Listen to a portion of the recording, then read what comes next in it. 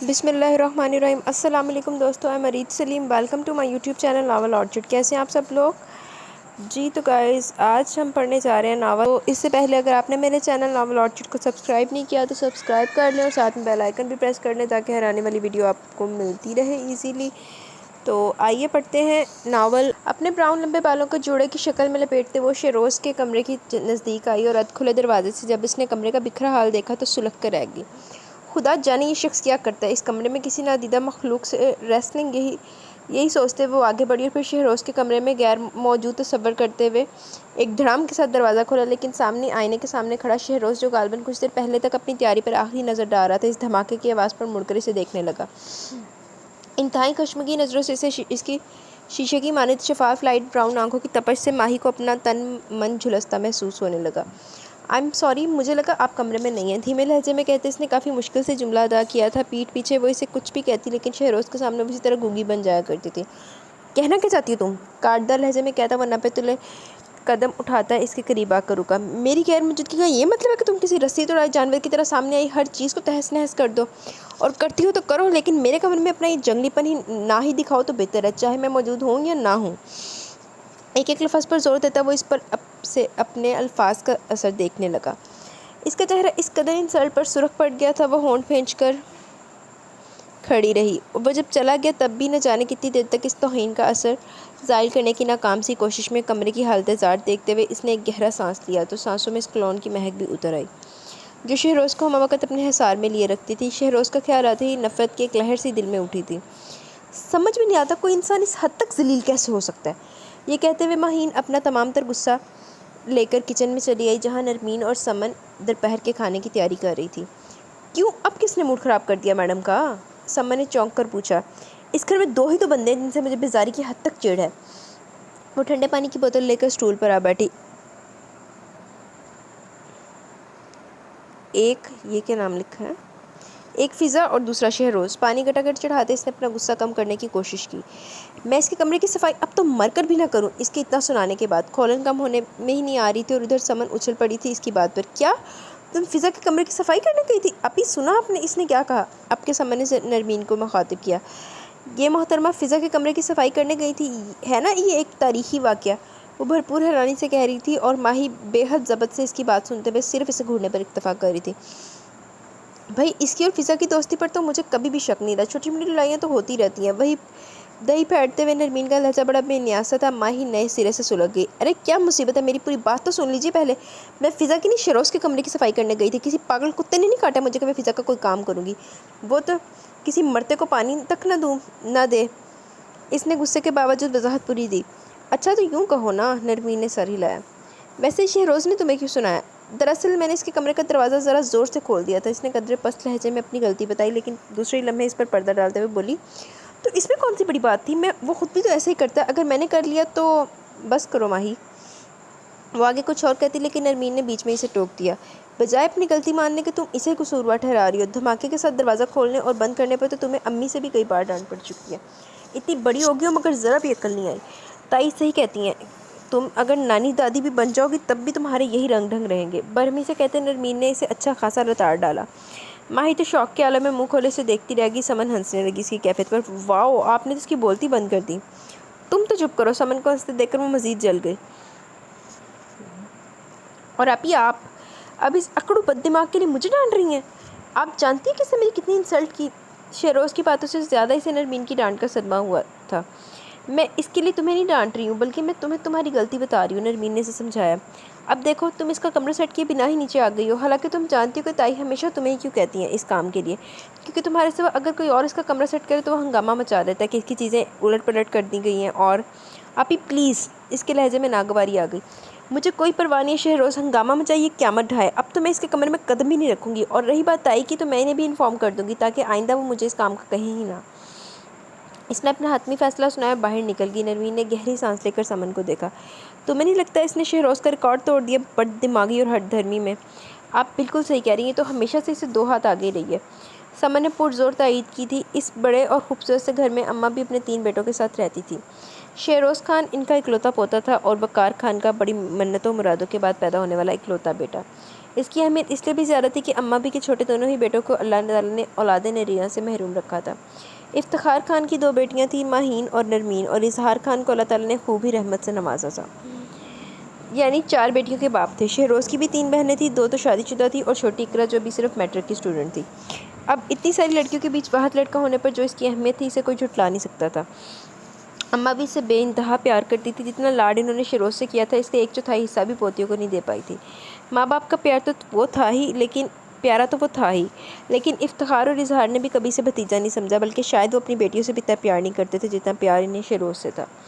जहाँ किसी को इतनी तवज्जो प्यार मिले वहाँ दिमाग में कोई खन्नास ना समाए, ये नामुमकिन सी बात है। इसलिए शहरोज़ के मिजाज में भी खुदसरी और अक्खड़पन आ गया था। वो बेपनाह खूबरू था, जहानत की दौलत से माला माल था। इस पर इसकी ड्रेसिंग, इसका एटीट्यूड गज़ब का था। वो जहाँ भी जाता मरकज़ निगाह बन जाता। शहरोज़ MBA का स्टूडेंट था और साथ ही बाप का बिज़नेस भी संभाल रहा था। इसके सर्कल की लड़कियाँ खूबसूरत और सुरख्तार होने के बावजूद शहरोज़ की एक नज़र ख़ास की मुंतज़िर रहती थी, लेकिन शहरोज़ ने अपनी मजबूत सोच और बेहतरीन तरबियत की बदौलत कभी खुद को भटकने नहीं दिया था। खुदसर होने के बावजूद इसने अपने मज़हब और माशरे की मुतय्यन करदा हदूद से तजावुज़ करने की कोशिश नहीं की थी। हद तो ये थी कि वो अपनी कज़न से भी ज़्यादा बातचीत से गुरेज करता। नरमीन, समन और ज़ोया वगैरह तो उसका मजाक समझती थी, लेकिन माही को इससे शदीद किस्म की चिढ़ थी, बल्कि इसे जेलसी कहना ज़्यादा मुनासिब होगा। बचपन से वो इसे जितनी अहमियत मिलते देख रही थी, इस पर शहरोज़ का अखड़ रवैया, ख़ुसूसन माही से बात करते हुए, तो वो कुछ ज़्यादा ही रूड हो जाता था। इसलिए हर गुजरते दिन के साथ माही के दिल में इसके लिए बेजारी बढ़ती जा रही थी, और ये बेजारी नफ़रत में बदल जाती और जज्बात एहसासात में तब्दीली अब नागज़ीर होती जा रही थी। लेकिन ना माही जानती थी और ना ही शहरोज़ को ये मालूम था कि ये तब्दीली इतनी जल्दी इनकी ज़िंदगियाँ बदल देगी। क्या मुसीबत है, इस कमबख्त लाइट को भी अभी जाना था। इतनी अच्छी नींद आ रही थी कसम से। अभी कुछ देर पहले तो वो सोने के लिए लेटी थी, ऐसे में लाइट के जाने पर वह लाउंज में आकर बाआवाज़ बुलंद सबको सुना रही थी। इनके ESC वालों को हम पर रहम भी नहीं आता। बिजली दिन में जाए रात में जाए, लेकिन कम अज़ कम ऐसी भरी दोपहर में तो ना जाए जब ऐन सबके काम आराम का वक्त हो। चैन की 2 घड़ियाँ भी नसीब नहीं होने देती ये मनहूस। सोफ़े पर समन के साथ बैठते हुए इसने इसका कंधा हिलाया था। फ़िज़ा पास ही चेहरे पर कोई मास्क लगाए बैठी थी, हमेशा की तरह अपने हुस्न की हिफाजत की फ़िक्र में गलता। तुम्हें सोने के अलावा और कोई काम नहीं, जब देखो सोने का रोना। समन ने उठकर इसके पैर पर चुटकी काटी। इसने फ़ौरन कराह कर पैर समेट लिए। सोना भी तो एक काम ही है ना, और अब ये खुद ही कहेगी कि मेरी ज़िंदगी में तो सिर्फ 2 ही काम है, एक सोना और दूसरा ठूंसना। बात माही के सोने की चल निकली थी, कैसे मुमकिन था फ़िज़ा दखल ना देती। तुमने ही जो अलगम बलगम चेहरे पर थोप रखा है, कोई मंजन टूथपेस्ट अपने मुंह पर भी ठूंस लेती, थोड़ी देर के लिए ही सही तुम्हारा मुंह तो बंद रहता। माही जल गई थी। समन को हंसी आ गई। लगता है गर्मी दिमाग को चढ़ने लगी है। हाँ, अब मुझे भी ऐसे लगता है। कहा भी था अबू से जनरेटर ठीक करवा लें। अब इस शदीद तरीन गर्मी और इस पर यह लोड शेडिंग का अजाब जीना मुश्किल हो गया। काश बर्फ़पोश वादी में पैदा हुई होती, जहाँ साल साल बर्फ़ ही बरसती रहती। इसने यासिर भरे लहजे में अपनी ख्वाहिश बयान की। ये गर्मी मौसम की नहीं, तुम्हारे अमाल किया। तुम किसी बर्फ़पोश वादी में भी पैदा हुई होती तो वो जगह भी सिब्बी बन जाती तुम्हारी मौजूदगी के बाइस। फ़िज़ा ने इस पर चोट की। माही कुछ कहने के लिए मुँह खोलने लगी थी कि जोहर चली गई। चलो अभी माही उठो, ताई कह रही है सबके लिए ठंडा ठा शरबत बना लाओ। उसने बीजान के कमरे से आकर ऑर्डर जारी किया था। माही को अफसोस होने लगा कि वो इसके आने से पहले कहीं गायब क्यों ना हो गई। क्या यार, ताई ने क्या मेरे पीछे अपने मौकल छोड़ रखे हैं जो इन्हें मेरे एक एक पल की खबर मिल जाती है। अब इन्हें ये भी पता चल गया होगा कि मैं जाग रही हूँ, लाउंज में भी आ चुकी हूँ। इसकी बेजारी अपने अरूज पर थी, और हर काम के लिए मैं ही याद आती हूँ। जब वो तुम्हारे ज़रिए मुझे ये काम कहलवा सकती हैं तो तुम्हें कह दिया होता। हाँ कह सकती थी, लेकिन कल मेरा टेस्ट है और अभी मुझे इसकी तैयारी करनी है। जोहर से चिढ़ाते हुए काउच पर बैठ गई। असल में माही तुम समझ नहीं रही हो, ताई तुम्हें ट्रेन करना चाह रही हैं। समन ने से अपना ख्याल काफ़ी वसूक अंदाज में बताया था। वो चौंक गई। लो, मुझे ट्रेन करके इन्हें क्या मिलेगा? तुम्हारे ससुराल वालों की दुआएं। जोहा हंसी। नहीं पता है, मैं कुछ और सोच रही हूँ। समन संजीदा हो गई। तुम लोगों ने कभी गौर नहीं किया ताई जी हर काम के लिए इसे क्यों पुकारती हैं? हर छोटे से छोटा और बड़े से बड़ा काम इनका, और बिलखसूस शहरोज़ का। अब चाहे माई अपने फोड़पन में इसका काम का बेड़ा गर्क करते, ताई जी से पकड़ के वो काम सिखाएंगी, कराएंगी। इनका बस नहीं चल पाता, वो सब कुछ इसे घोल कर पिला दें। समन ने जिस अंदाज में बात की वो दोनों चौंक गई। फ़िज़ा जो मुँह धोने के लिए उठने लगी थी वो भी दिलचस्पी महसूस करके फिर से बैठ गई। चलो मान लिया कि ताई के जहन में ऐसा कुछ है, लेकिन शहरोज़ वो क्या सोचता होगा? जोया ने नुक्ता उठाया। मेरा मतलब है इसके एक्शंस, इसके अटेंशंस देखकर ये नहीं लगता कि वो जो हर मामले में सिर्फ अपने मन की करता है। क्या वो इसके अरे भाड़ में गए शहरोज़ के ख्यालात। माही ने भड़क कर इसकी बात काटी। पहले मुझसे सुन लो मैं क्या सोचती हूँ। मेरी ज़िंदगी में 2 मुसीबतों के लिए कोई जगह नहीं, एक शादी और दूसरा शहरोज़। लो, इसके 2 का पहाड़ा फिर शुरू हो गया। समन ने सर थाम लिया। अभी हम सिर्फ इम्कानी बात कर रहे हैं, इसके बावजूद तुम्हें इस बारे में सोचना चाहिए। शेरोज़ की पर्सनैलिटी देखो ज़रा, वो किसी भी लड़की का आइडियल हो सकता है। हाँ, इसकी पर्सनैलिटी तो है, मैं ऐसा कुछ सोचना नहीं चाहती। कहाँ वो जगमगाता सूरज और कहाँ मैं टिमटिमाता सितारा। वो संजीदगी से कहती उठ खड़ी हुई। क्या सिर्फ यही एक वजह? समन ने इसका हाथ थामा। नहीं, इसने कुछ सोच कर सर हिलाया। दरअसल मुझे इसकी दो ही बातें बहुत बुरी लगती हैं, एक इसकी बेतहाशा वजाहत और दोयम इसकी एरोगेंसी। अब छोड़ो तुम लोग ये फजूल बातें और बताओ, मुझे शरबत पीना है किसी ने? इसने फ़ौरन ही दोबारा खुद पर बेनियाजी का लबादा चढ़ा लिया। समन मज़ीद कुछ कह ही नहीं पाई थी। माही, तुमने अपने अब्बू के कपड़े इस्त्री कर दिए? वो ट्रे में शरबत के गिलास लिए बीजान के कमरे में आई तो अम्मी जो ताई और बीजान के साथ कोई ख़ानदानी इशू डिस्कस कर रही थी, इसे देखते ही सवाल दाग दिया। वो हैरान होकर इनकी सूरत देखने लगी। क्या आपने मुझसे कहा था इस काम के लिए? माही, इनकी आवाज़ गुस्से से बुलंद हो गई। मैंने तुमसे सुबह ही कह दिया कि बिजली के आने जाने का कोई वक्त मुकर्रर नहीं है, कल जुमे का दिन है, कपड़े पहले इस्त्री कर लेना, और तुम्हें तो जैसे कुछ याद ही नहीं है। गज़ब खुदा कर, लापरवाही की एक हद होती है। अम्मी सुनाई जा रही थी। ताई की आंखों में तासुफ था और बीजान की आंखों में गुस्सा। सॉरी अम्मी, आप ही भी तो पास ही खड़ी थी, इस वक्त मुझे लगा आपने इनसे कहा है। शर्मिंदगी से कहते हुए इसने ग्लास इनकी तरफ बढ़ाया। इनका गुस्सा ठंडा करने का यही तरीका बेहतर लगा इसे। और तुम्हें काम से जान छुड़ाने का बहाना मिल गया। बीजान ने तंज़िया लहजे में इसकी बात से आगे जुमला टांका था। वो एक गहरी सांस लेकर चेहरे पर हाथ फेरते हुए ढीले ढाले अंदाज में वहीं बैठ गई, बीजान की एक लंबी स्पीच के लिए बिल्कुल तैयार होकर। हमेशा अपने काम दूसरों पर थोपती रहती है ये लड़की। यहाँ तो चलो फिर भी खैर है, सब बहनें तो बगैर हिसाब किताब रखे इसके काम अपने सर ले लेती हैं, लेकिन अगले घर में इसकी काम चोरी की कहानी कोई बर्दाश्त नहीं करने वाला। 2 दिन में ये सारी लापरवाही, ये सारी आलकसी नाक के रास्ते बाहर करेंगे। छोड़े ना अम्मा, सीख जाएगी आहिस्ता आहिस्ता। अभी कौन सा बारात दरवाजे पर खड़ी है? ताई ने इसकी गुलू खलासी करानी चाहिए थी। लो, ये बारात की खूब गई। अभी कोई अच्छा रिश्ता आए तो। बीजान प्लीज़ ये शरबत पी ले, नहीं तो हॉट ड्रिंक बन जाएगी। अपनी ज़ात को मुसलसल मौजू बना देखकर वो जिच हो गई, जो इतनी मेहनत करके मैंने बनाया। आखिरी बात इसने ज़रा धीरे कही थी और बीजान जो वैसे तो ऊंचा सुनती थी, लेकिन ऐसी बात इनकी समातों तक बड़ी जल्द रसाई हासिल कर लेती थी। मेहनत कैसी? तुम क्या फरहाद की तरह पहाड़ काट के ये शरबत लाई हो हमारे लिए? बेचारी थी, कोई इज्जत नहीं माही थी। जी नहीं बीजान, फरहाद के लिए शरबत की नहीं, दूध की नहर के लिए पहाड़ काटा था। इसने अपने तय तस्सी करनी चाहिए, लेकिन अम्मी का घूरना देखते ही होन भेज लिए। चलो उठो माही, लाइट आ गई है, जाकर कपड़े इस्त्री कर लो। अम्मी ने इसे उठाने के लिए कहा था। शायद वो नहीं चाहती थी कि अब बीजान इसकी किसी दूसरी बात पर इसके लत्ते लेने बैठ जाए। वो देखते तब कर उठ खड़ी हुई। अच्छा ना, जा रही हूँ। एक तो लाइट आई नहीं है कि मेरी शामत आ गई। चली ही गई थी तो कम से कम 2 घंटे तो टली रहती। 1 मिनट भी सुकून नहीं है। हर काम के लिए मेरे नाम की पुकार। फिर भी मैं ही कामचोर, मैं ही काहिल, मैं ही फोहड़। सच है, अच्छा बदनाम बुरा। बाकी लड़कियों ने तो जैसे सुगड़ापे में मास्टर कर रखा है ना।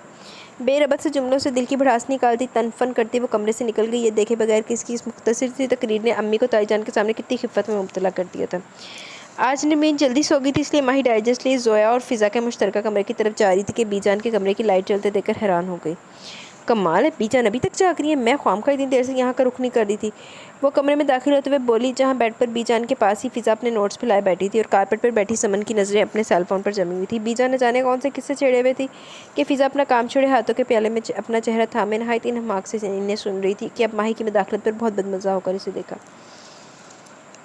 क्यों, तुम्हें बीजान के सोने का इंतज़ार था?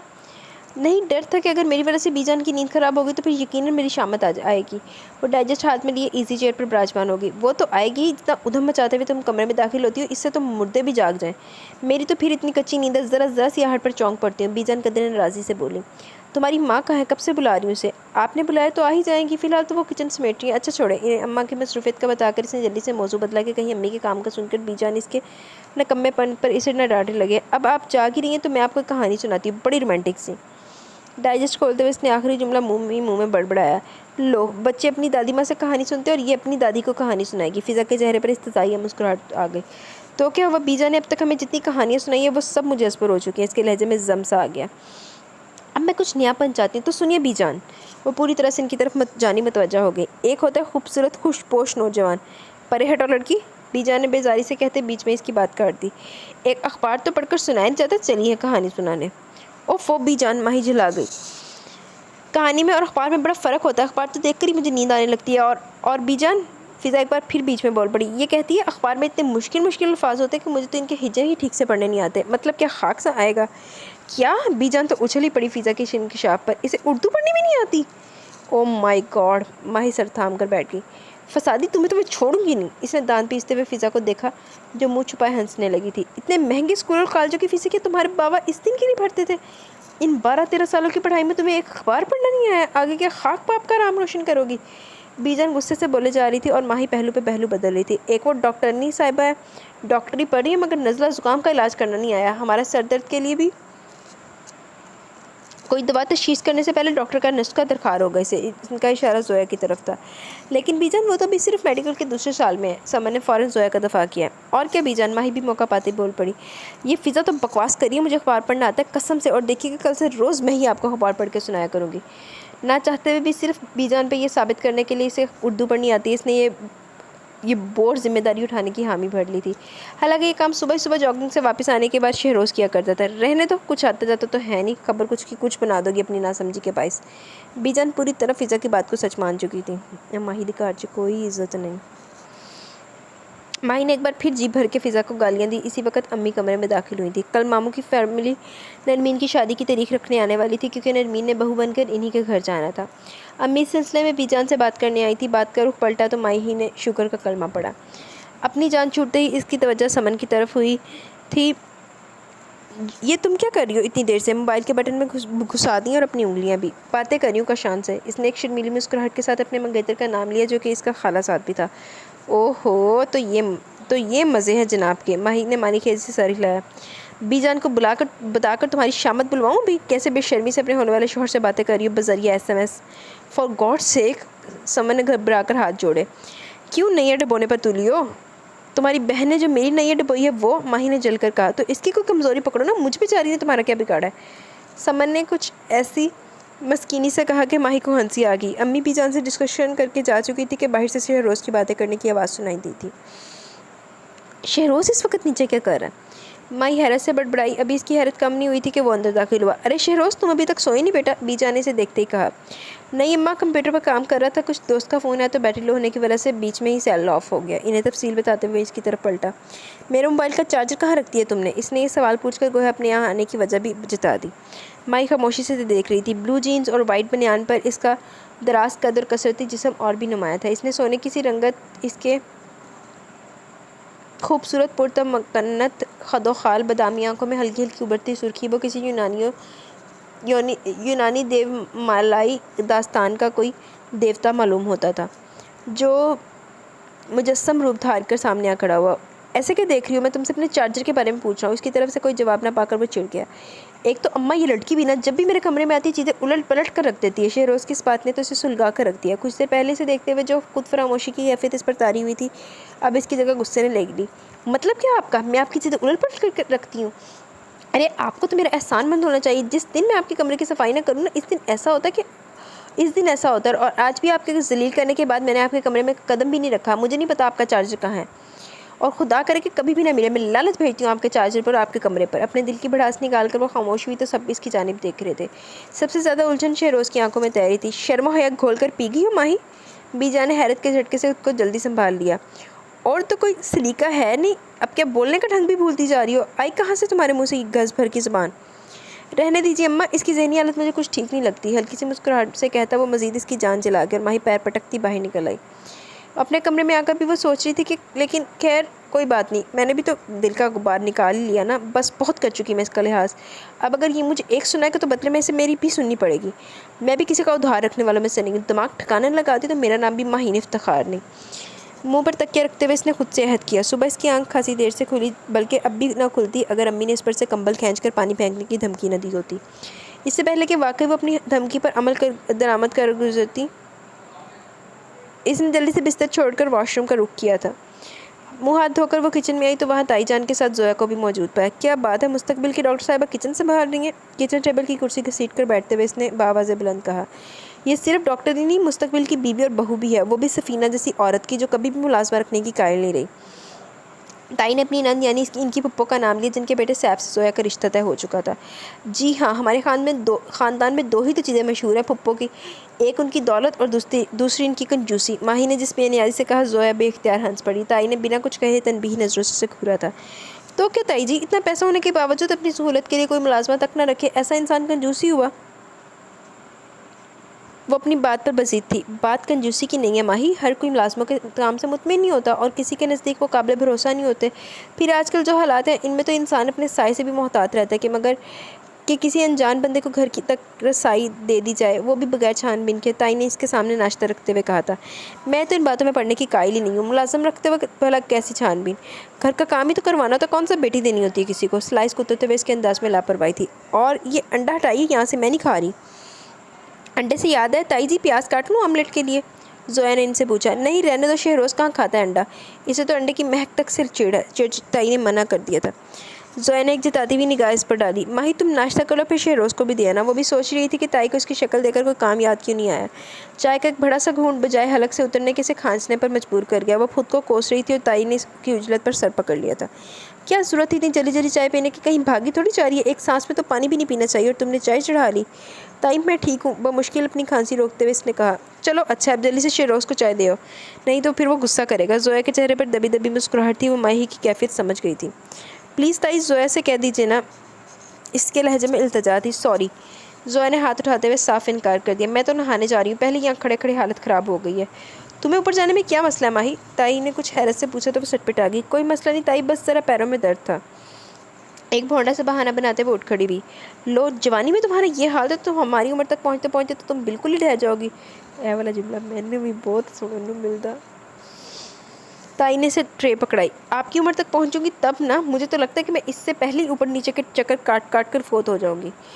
दिल ही दिल में बड़बड़ाती वो ऊपर चली आई। शहरोज़ को भी इसने खूब ही कोसने दिए थे। शहरोज़ का कमरा ज़रा हटकर था। हाल से गुजरते इसकी नज़र अचानक ही सेंट्रल टेबल पर रखे डाइजेस्ट पर पड़ी। ओ, लगता है इकरा लाई अपनी किसी फ्रेंड से, आकर देखती हूँ, उसने सोचा और आगे बढ़ गई। अपनी धुन में मगन वो कमरे से निकलने वाले शहरोज़ को भी नहीं देख पाई। नतीजतन एक ज़ोरदार तसादुम हुआ। इसके मुँह से निकलने वाली बेसाख्ता चीख, बर्तनों की खनखनाहट, ये क्या कम शोर था कि वो भी इस पर चिल्ला उठा। अहमक लड़की, कभी तो कोई काम ढंग से कर लिया करो। एक तो नाश्ता लाने में इतनी देर कर दी और अब नाश्ता लाते ही इसे मेरे मुंह पर दे मारा। मैंने इसे आपके मुंह पर नहीं मारा। वो तड़प ही तो गई इस इल्ज़ाम पर। ताई सुनती तो क्या कहती। और मुंह पर मारना किसे कहते हैं? जो थोड़ी बहुत कसर रह गई वो अब पूरी कर लो, तुम्हारे दिल में कोई अरमान न रह जाए। शदीद गुस्से से इसकी सुनहरी रंगत सुर्ख पड़ गई थी। ले के कपड़ों का हशर कर दिया। इसने अपनी स्काई ब्लू शर्ट पर नज़र डाली जिस पर जूस जा बचा नक्शो निगाल बना चुका था। माही ने इसकी तरफ नहीं देखा। वो बर्तन समेटने में लगी हुई थी। टूटे हुए ग्लास के टुकड़े उठाते हुए इसने जूही नज़र उठाकर इसे देखा तो उसकी शर्ट की हालत देखकर बमुश्किल हंसी रोकी। अब इन बर्तनों की जान छोड़ो और चलकर मेरी दूसरी शर्ट प्रेस कर दो प्लीज़। इसने हाथ जोड़े थे। माही बिलाकर इस पर तरस खाते खड़ी हो गई। वो दोबारा अपने कमरे की तरफ पलट गया और माही अभी एक कदम ही चली होगी किसी नुकीली चीज़ के पैर में चुभते इसके मुँह से सिसकारी निकल गई। फिर बजाय बैठकर पैर चेक करने के इसने फिर से वही पैर ज़मीन पर धरने की हमाकत कर डाली और अब के बार माही अपनी चीख नहीं रोक पाई। क्या हुआ? शहरोज़ छिटक कर इसके पास आया। मेरा पैर। सख्ती से होठों को भींचे हुए एक टांग पर खड़ी अपने दूसरे पैर को देखने की नाकाम सी कोशिश कर रही थी। समझ भी नहीं आता तुम हो क्या चीज़, बैठो। झंझलाहट से कहते हुए शहरोज़ ने इसे बाजू से पकड़कर बिठाया और खुद भी इसके करीब पंजों के बल बैठकर इसका पैर देखने लगा। शीशे का इंतहाई नोकीला और बारीक टुकड़ा इसके तलवे की नरम जिल्द में काफ़ी गहराई तक चला गया था। फिलहाल तो खून नहीं बह रहा था, लेकिन शहरोज़ जानता था इसे निकालने की कोशिश में खून का एक फव्वारा सा फूट पड़ेगा। ये काफ़ी गहराई तक चला गया। शहरोज़ ने इसे देखते हुए कहा। मैं इसे निकालने लगा हूँ, ज़ब्त कर लेना। इसके खबरदार करने वाले अंदाज पर माहिर लरस गई। नहीं नहीं प्लीज़, इसे मत निकालिएगा। अरे तो क्या सारी ज़िंदगी से साथ लेकर फिरोगी? इसकी आंखों में हैरत उभर आई। फिर वो उसे तसल्ली देते हुए बोला, देखो ज़्यादा तकलीफ नहीं होगी, मैं धीरे धीरे निकाल लूँगा, तुम यहीं बैठी रहो, मैं अभी आता हूँ। वो ये कहकर चला गया। माही इससे कुछ पूछ भी ना सकी। कुछ देर बाद वो फर्स्ट एड बॉक्स लेकर आया था। मैंने सोचा कांच निकालने के बाद इस पर फ़ौरन ही कुछ लगाया ना तो काफ़ी खून बह जाएगा। ये कांच भी तो इतना बड़ा है। इसने बैठते ही वजाहत दी। तुम तो खून देख कर ही बेहोश हो जाओगी, है ना? शहरोज़ ने हंसकर इसे देखा। माही की आंखें सुर्ख होने लगी। शहरोज़ की वजह से वो ज़ब्त कर रही थी, वरना पैर की बढ़ती हुई तकलीफ ने इसे बेहाल कर दिया था। शहरोज़ ने हाथ बढ़ाकर वो शीशा निकालना चाहा। माही कराह कर रह गई। इसकी कराह सुनकर शहरोज़ ने एक नज़र इसके चेहरे पर डाली और इसकी शहरंग आंखों में आए हुए आंसू इसके गुलाबी रुखसारों पर ढलक आए थे। वो अपने नाजुक होंठ कुचल रही थी। वो इस लम्हे शहरोज़ की धड़कनें थम सी गईं। वो इसे बेखुद होकर देखता गया। ये भूल ही गया कि वो यहाँ किस लिए बैठा, और ना इसे अपनी निगाहों पर इख्तियार रहा और ना दिल पर। शहरोज़, मुझे लगता है मेरे जिस्म का आधा खून तो आज यहीं बह जाएगा। इससे तो अच्छा था किसी अस्पताल में अतिया कर देती, सवाब तो मिलता। पैर से मुसलसल बहते खून ने माही को बोलने पर मजबूर कर दिया। सॉरी। शहरोज़ ने चौंक कर इसके चेहरे से नजरें हटाई और डिटोल की बोतल खोलकर इसके ज़ख्म पर अंडेल दी। इसके चेहरे पर अब संजीदगी छा गई थी और गहरी खूबसूरत आंखों में एक नामालूम सी कैफियत। माही कुछ हैरान सी हो गई इसके इस तर्ज़ अमल पर। माही, तुम तो यहाँ आकर बैठी गई। तुम्हें ताई ने क्या कहा था कि यहाँ कोई? ज़ोया तेज़ तेज़ बोलते हुए आई, मगर सूरत हाल देखते बाकी का जुमला इसके मुंह में ही रह गया। ये क्या हुआ? वो तशवीश से पूछने लगी। चोट लग गई है, माही ने मुख्तसरन बताया। काफ़ी खून बह रहा है, लाओ मैं बैंडेज कर दूँ। खून को देखते ही जोया के अंदर की डॉक्टर बेदार हो गई थी। जोया के जज्बात पेश करते ही शहरोज़ उठ खड़ा हुआ। वो जल्द से जल्द यहाँ से चला जाना चाहता था, जहाँ माही इसकी नज़रों के सामने ना होती, जहाँ वो ठीक से अपने दिली कैफियत को समझ पाता। वो बेइख्तियार सी हालत बस लम्हा भर की थी, लेकिन सच तो ये था कि इस एक लम्हे ने इसे अंदर तक हिला डाला था। वो खुद को बहुत मजबूत इंसान समझता था, अपने दिल और अपने जज्बों पर मुकम्मल कंट्रोल रखने वाला। फिर आज ऐसा क्या हो गया जो दिल इतनी सरकशी पर दिखाने पर उतर आया और शहरोज़ खान ज़ेर हो गया इतनी आसानी से, वो भी माहीन के सामने, जिसे देखकर कभी इसके दिल में कोई हलचल नहीं मची थी, बल्कि शहरोज़ ने तो शायद कभी इसे गौर से देखने की जहमत भी नहीं की थी। फिर शहरोज़ कैसे हार गया इस मामूली सी लड़की से? कैसे? वो अजीब सी कश्मकश में था, लड़ रहा था खुद से, अपने दिल से, जहाँ हर गुजरते पल के साथ इस भीगी आंखों और दिलकश चेहरे का नक्श गहरा होता जा रहा था। उबैद, तुम इंतहाई ऊंचे शॉट्स लगाते हो। पिछली बार भी तुमने चाचा जी के कमरे की खिड़की का शीशा तोड़ दिया था। वो तो शुक्र है चाचा जी इस वक्त थे नहीं, वरना अच्छी शामत आनी थी। वो इस वक्त गहरी नींद में था जब लॉन में हो रहे हंगामे की वजह इसे जगाने का सबब बन गई। इसके कानों में पड़ी ये आवाज़ें यकीनन इकरा ही की थी, लेकिन इसका मुखातिब कौन था? वो सोए जागे जहन के साथ सोच रहा था। इसने करवट बदल कर सामने लगे ग्लास वाल क्लॉक में टाइम देखने की कोशिश की और नाकाम रहा, क्योंकि कमरे में काफ़ी तारीकी थी। कुछ लम्हे यूं ही जहन को बेदार करने में गुजर गए। फिर इसने उठकर कमरे की लाइट्स ऑन की और हाथों से अपने लाइट ब्राउन घने बिखरे हुए बालों को संवारते इसने टेरेस की तरफ खुलने वाले डोर खोला। एक ताज़ा ठंडी हवा का झोंका इसे खुशामदीद कह गया। रेलिंग के करीब होकर शहरोज़ ने नीचे झांका तो उबैद और आसिम को देखकर चौंक गया। ओह, तो मेहमान आ चुके हैं। माहीन के इन दोनों कज़न्स को क्रिकेट का क्रेज़ था और यहाँ आते ही वो अपनी कज़न्स के साथ साथ इनकी कज़न्स को भी इस खेल में लगा लेते थे, और इस वक्त भी नीचे पूरे ज़ोर शोर से क्रिकेट मैच जारी था। शहरोज़ इनकी सरगर्मी देखकर जाने के लिए पलटने ही लगा था कि जोया की आवाज़ ने इसके कदम जकड़ लिए। सुनो सुनो, अब माही की बैटिंग होगी, इसने गोया सबको इतला दी थी। अरे लेकिन ये लंगड़ी घोड़ी दौड़ेगी कैसे? समन ने मजाक उड़ाया। शट अप, मैं बैटिंग ज़रूर करूँगी। माही को जोश आ गया। मेरे लिए रनिंग उबैद करेगा। क्यों उबैद करोगे ना? इसने लहजे में कुछ इल्तिजा समोई जो उबैद पर असर। प्लीज़ गेंद सही से कराना, कम अज़ कम एक चौका तो लगा ही दूँ। कास्नी रंग के प्रिंटेड सूट में दुपट्टा एक तरफ को बांधे, ब्राउन बालों को चोटी में कैद किए, वो बैट हाथ में पकड़े खड़ी थी। सोने की तारों जैसी चंद शरारती लटें बार बार इसका चेहरा चूमती, जिन्हें वो कानों के पीछे अड़स देती। शहरोज़ एकटक इसे देखे कि अपनी सुबह वाली बेख्तियारी को लम्हाती कैफियत का नाम देकर इसने खुद को बहलाने की बहुत कोशिश की थी, मगर अब इसे देखकर दिल की सुदाई हुआ जा रहा था और निगाहें इसके चेहरे से हटने से इनकारी हो गई थी। वो इस तरह से अपने बालों में हाथ फेरने लगा। क्या परेशानी मोल ले लिया मैंने बैठे बैठाए? एक अजीब सी बेबसी ने से घेरे में ले लिया। ये कैसी गेंद थी? माही अचानक चिल्लाई। देखो, अगर मैं आउट हो गई ना तो मैं नहीं मानूंगी। गेंद तो सही ही करवाई जाती है। जब तुम्हें इसे बल्ला दिखाना ही नहीं आता तो इसमें हमारा क्या कसूर है? फिज़ा को भी गुस्सा आ गया। हाँ तो जैसे आएगा वैसे ही करूँगी ना, मैं कोई यूनुस खान थोड़ी हूँ। तुम और यूनुस खान, शक्ल देखिए अपनी। अब गेंद फिज़ा ने ले ली थी। शहरोज़ कुछ देर से देखते रहने के बाद अपने कमरे में चला आया। आप लोग शहरोज़ की मंगनी कब करें? कोई लड़की वड़की देखी आप या नहीं? हाल में सभी ख़वातीन महफिल जमाए बैठी थी जब नरमीन की बड़ी नंद अफशा ने ये बात छेड़ दी। फ़िलहाल तो कोई नहीं, ताई जी ने जवाब दिया। मैं तो हमेशा से यही कहती आ रही हूँ कि शहरोज़ अपने लिए खुद लड़की पसंद करेगा। इसका मजाज देखते हुए मैं इसकी जिम्मेदारी से पीछे हट गई हूँ। ज़िंदगी भर का मामला, कल कल को कोई बात होगी तो मैं मुद्रे इल्ज़ाम ठहराई जाऊँगी। कमाल है आंटी, अफशा के अंदाज में हैरत थी। माँ को तो कितना अरमान होता है अपनी पसंद से बहू लाने का, और आपका तो फिर एक ही बेटा है, फिर भी आप इस हक से दस्तबरदार हो रही हैं।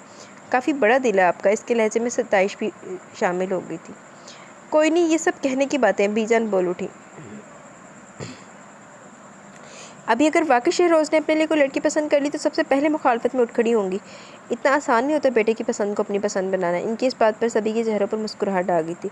वो साफ और सच्ची बात करने की आदी थी, और ऐसा करते हुए कोई इनसे खुश हो या नाराज़ हो, इस बात को बिल्कुल परवाह नहीं करती थी। ये इसके लिए कोई लड़की पसंद करे या ना करे, लेकिन इस घर में मेरे पोते की बीवी मेरी मर्ज़ी से आएगी और शहरोज़ के इस पर कोई इतराज़ भी नहीं होगा। इनका लहजा मजबूत था। तो क्या खालाजान कोई है आपकी नज़र में? ताई के दिल में मचलता ये सवाल मामी जी ने पूछ लिया। हाँ, बस सफ़ीना इस्लामाबाद से आ जाए तो मंगनी का सोचा है मैंने। इन्होंने जिस यकीन के साथ जवाब दिया सबका चौंक पड़ना लाजिम था। ताई तो अच्छी खासी बेचैन हो गई थी। ये आप क्या कह रही हैं अम्मा? क्या आप भूल गई कि आपको सफ़ीना बेटी की कोई बेटी नहीं है? छोटी चाची ने उलझ कर ये सवाल कर ही लिया, जो कि काफ़ी अहमकाना था, लेकिन इसका एहसास इन्हें बाद में हुआ। क्या निगत, तुम इस उम्र में सुठिया गई हो? बीजान को गुस्सा आया। मैंने ये कब कहा कि मैं सफ़ीना की किसी बेटी से शहरोज़ की मंगनी करवाने जा रही हूँ? मैं तो ये कहना चाह रही थी कि सैफ़ और जोया की मंगनी के बाद शहरोज़ की भी मंगनी कर देंगे। हाँ, लड़की का नाम मैं भी नहीं बताऊँगी। इनकी इस वजाहत के बाद किसी को मज़ीद कुछ पूछने की हिम्मत नहीं हुई, लेकिन तई जान काफ़ी बेकल थी कि बी जान ने इनके बेटे के बारे के लिए लड़की पसंद कर ली और इन्हें इस बात की खबर ही नहीं। भला वो कौन लड़की हो सकती है? वो पूछना तो चाह रही थी, लेकिन बी जान से कुछ पूछते हुए डर भी लग रहा था। सो इन्होंने ये बात फिर कभी पर टाल दी। सुनो, मेरे पास एक ज़बरदस्त न्यूज़ है तुम लोगों को सुनाने के लिए। माही कुछ देर पहले बी जान की बातें सुन चुकी थी और अभी ने सुनाने के लिए बेचैन हो रही थी। क्रिकेट खेलने के बाद जिसमें अच्छी खासी बदमज़गी बल्कि झगड़ा हो गया था फ़िज़ा और माही में, अब वो लोग सुस्ताने के लिए बरामदे में आ बैठे थे। जोया और समन तो फ़ौरन ही मतवज्जा होगी माही की जानिब, लेकिन फ़िज़ा तेरे मस्त मस्त दो नैन पर सर धुनते हुए इर्द गिर्द से काफ़ी बेनियाज थी। बंद करो ये बकवास गाना, सुनना ही है तो कम से कम ढंग का म्यूज़िक तो सुनो। इस पर अपनी कोई बात का असर न होते देखकर माही ने इसके हाथ से सेलफोन छीना, जिस पर फ़िज़ा ने काफ़ी खूनख्वार नज़रों से उसे देखा। खबरदार जिस गाने को बकवास कहा तो। इस पर अपनी किसी बात का कोई असर न देखकर माही ने इसके हाथ से सेलफोन छीना, जिस पर फ़िज़ा ने काफ़ी खूनख्वार नज़रों से उसे देखा। खबरदार जिस गाने को बकवास कहा तो। तुम्हारी अपनी पसंद के बारे में क्या ख्याल है ज़माने भर की बदज़ोक? बहुत आला है। वो मुस्कुराई। इस दुनिया में दो ही तो सिंगर हैं सुनने के लायक, एक तो है हमेश रेशमिया और दूसरा है माही हमेश रेशमिया दलीर मेहंदी। जोया ने इसकी बात मुकम्मल होते हुए कहकर लगाया वह तप गई। मैं अदनान समी की बात करी थी, ये दलीर मेहंदी बीच में कहाँ से टपक पड़ा? तुम्हारी तरह तुम्हारी पसंद भी अजीब है माही। मैंने सोचा जब तुम हमेश रेशमिया को पसंद कर सकती तो फिर दलीर मेहंदी में क्या बुराई है? जोया हंस रही थी। अरे दफ़ा करो ना इन सिंगर्स को, इसे बकने दो। तुम कोई कौन सी न्यूज़ सुनाने जा रही थी? समन इसकी बहस से बेजार होकर इससे मुखातिब हुई। हाँ क्या बात है? बहुत ख़ास बात है। मेरा मतलब है तुम लोग सुनोगे तो उछल पड़ोगी। इसे न्यूज़ सुनाने से ज़्यादा सस्पेंस मिलाने में दिलचस्पी थी शायद। हम उछले गिरे या मरे, तुम फूटो मुँह से। अभी अगर कोई किसी काम को कहने आ गया ना तो सारा सस्पेंस यहीं धरे का धरा रह जाएगा। फ़िज़ा गुस्से से कहती उठ खड़ी हुई। अच्छा सुनो, वह संजीदा होते हुए बोली। बीजा ने शहरोज़ के लिए कोई लड़की पसंद कर लिया और वो सैफ और जोया की मंगनी के साथ इसकी मंगनी का भी प्रोग्राम बनाए बैठी हैं। इसने अपनी बात ख़त्म करके इनकी तरफ देखा। है ना हैरत की बात? बिल्कुल नहीं, समन ने बेनियादी से कहा। बल्कि इसमें तो बताने वाली कोई बात ही नहीं है। सभी जानते शहरोज़ बीजान को कितना मानता है, वो इनकी कोई बात टाल ही नहीं सकता। और मुझे यकीन है कि बीजान जिस लड़की की बात करी है वो तुम हो। मैं तो तसव्वुर में तुम्हें दुल्हन बने शहरोज़ के पहलू में भी बैठा हुआ देख चुकी हूँ। अपनी धुन में बोलते समन ने माही के चेहरे की तरफ नहीं देखा जो उसकी बातों पर फीका पड़ चुका था। प्लीज़ समन, फजूल बोलने से ग्रेस करो। तुम्हें क्या पता बीजान के दिल की बात जो ऐसे स्टेटमेंट दे रही हो।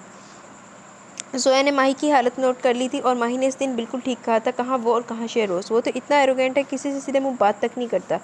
फिर माही के साथ इसकी कैसे निभ सकती है? इसकी ज़ाहिरी शख्सियत की तमाम तरह अच्छाइयाँ एक तरफ, लेकिन अगर वो माही से प्यार नहीं करता तो माही इसके लिए हरगिज़ नहीं है। ठीक है, तुम्हारी बात अपनी जगह सही है, लेकिन मैं माही से पूछती हूँ कि तुम्हें वाकई शहरोज़ में कोई दिलचस्पी महसूस नहीं होती? समन इस मौजूद से हटने के लिए तैयार न थी। बिल्कुल नहीं, माही स्पार्ट लहजे में बोली। तुम्हें अगर वो किसी रियासत का शहज़ादा लगता है तो मेरी बला से। मैं तो इसे कोई काफ के किसी देव से कम नहीं समझती, और इससे शादी के लिए भी वहीं की कोई चुड़ैल ही बेहतर रहेगी जो इसका दिमाग दुरुस्त कर सके। इसने काफ़ी जल के अपने ख्यालात बयान किए। तुमने बिल्कुल ठीक कहा माही। वो न जाने कब वहाँ आ गया था और अब जिस तरह इसके करीब आकर इसके अचानक से ये जुमला कहा, माही तो उछल पड़ी थी। ब्लैक जीन्स और फ़ॉन कलर की शर्ट में अपनी तमाम तर वजाहत के साथ वो इस पर अपनी साहिर आंखें जमाए खड़ा था। मेरे लिए कोई चुड़ैल ही ठीक रहेगी, लेकिन इसके लिए कोई काफ जाने की ज़रूरत नहीं है। वो चुड़ैल तो तुम्हें यहाँ भी मिल जाएगी, बस आईने में खुद को एक बार ज़रा गौर से देख लेना।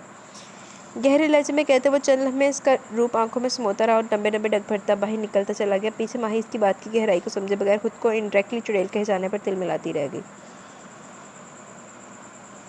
शहरोज़ ने मिलाकर अपनी शिकस्त तस्लीम कर ली थी और कैसे न करता। माही की मोहब्बत हर गुजरते दिन के साथ इनके दिल में अपनी जड़ें गहरी करती चली जा रही थी। दिलो दिमाग से लिपटा इसका ख्याल शहरोज़ का चैन और सुकून हराम कर गया था। वो चाहता भी तो इस हकीकत से नज़र ही नहीं चुरा सकता था कि माही ने इफ्तिखार धीरे धीरे इसकी ज़िंदगी बनती जा रही है। बहुत सोचने के बाद शहरोज़ को अपनी बेकरारी का हासिल यही नजर आया कि वो माही से अपने सारे जज्बात कह डाले।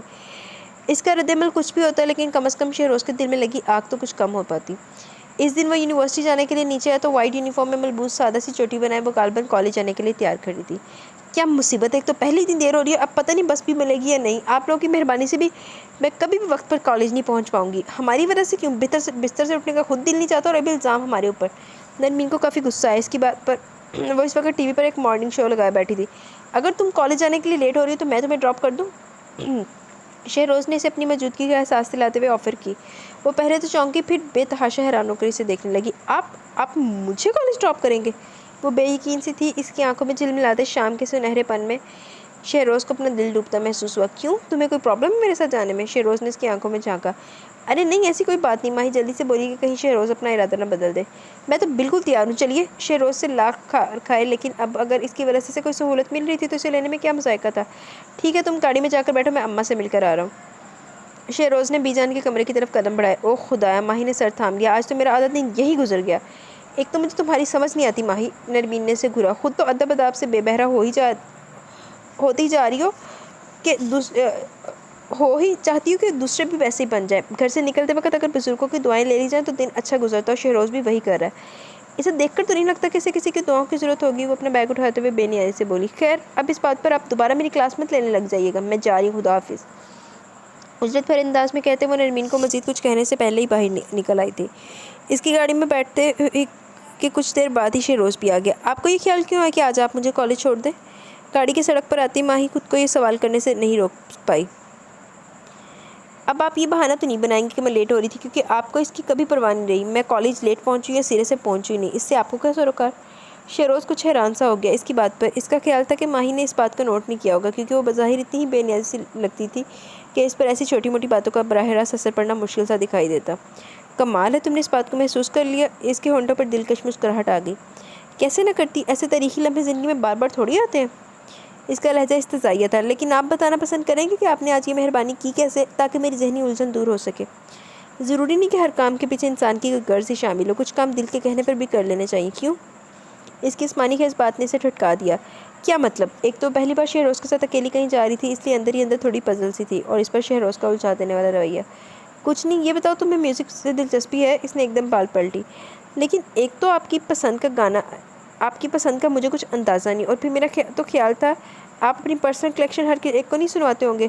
तुम्हारा ख्याल बिल्कुल सही है, लेकिन तुम में और औरत में बहुत फ़र्क है। क्या फ़र्क है मुझ में और औरत में? वो अपनी कलाई पर बंधी नाजुक सी वॉच पर नज़र डालते से शहरोज़ की बात समझे बगैर बेध्यानी में सवाल दागा। वो फिर कभी समझाऊंगा, शायद तुम इस वक्त ठीक से ना समझ पाओ। शहरोज़ ने मुस्कुराहट दबाते हुए इसे देखा। अपने ब्राउन लंबे बालों की चोटी आगे किए वाइट हाफ स्लीव शर्ट में इसके बेदाग उजले निखरे रूप से एक अजीब सी रोशनी फूट रही थी। इस लम्हे से वालहाना नज़रों से देखते हुए शहरोज़ को यह अंदाज़ा ही नहीं था कि वो इसकी नज़रों से किस कदर नर्वस हो रही है। थैंक गॉड सुबह के वक्त ज़्यादा ट्रैफिक नहीं होता, वरना इसने गाड़ी कहीं ठोक ही देनी थी। वो दिल ही दिल में झुलाते हुए सोच रही थी। समझ में नहीं आ रहा था कि आज इसे हुआ क्या। इसने पहले तो कभी मुझ में इस कदर दिलचस्पी नहीं दिखाई, फिर आज मुझ में अचानक ऐसा क्या चेंज हो गया कि जनाब की नज़रें मुझ पर से नहीं हट रही। क्या बात हो सकती है? इसकी उलझन बढ़ने लगी। कहीं ये मुझे जलील करने का कोई नया तरीका तो नहीं? जहन में अचानक ये ख्याल आया और दिल बैठ सा गया। फिर इससे पहले कि वो मज़ीद कुछ उल्टा सीधा सोचती, अगले ही पल गाड़ी में शान की खूबसूरत आवाज़ गूंजने लगी। दिल ने तुमको चुन लिया, तुम भी इसको चुनो ना। ख्वाब कोई देखता है, तुम भी सपने बुनो ना।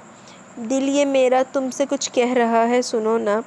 माही के दिल में हलचल मच गई। इस रोमांटिक सॉन्ग के सॉफ्ट से म्यूज़िक ने एक अजीब सा सहर अंगेज माहौल बना दिया था। और फिर शहरोज़ के बतले बतले तेवर माही कुछ ना समझती तो यकीनन पागल होती।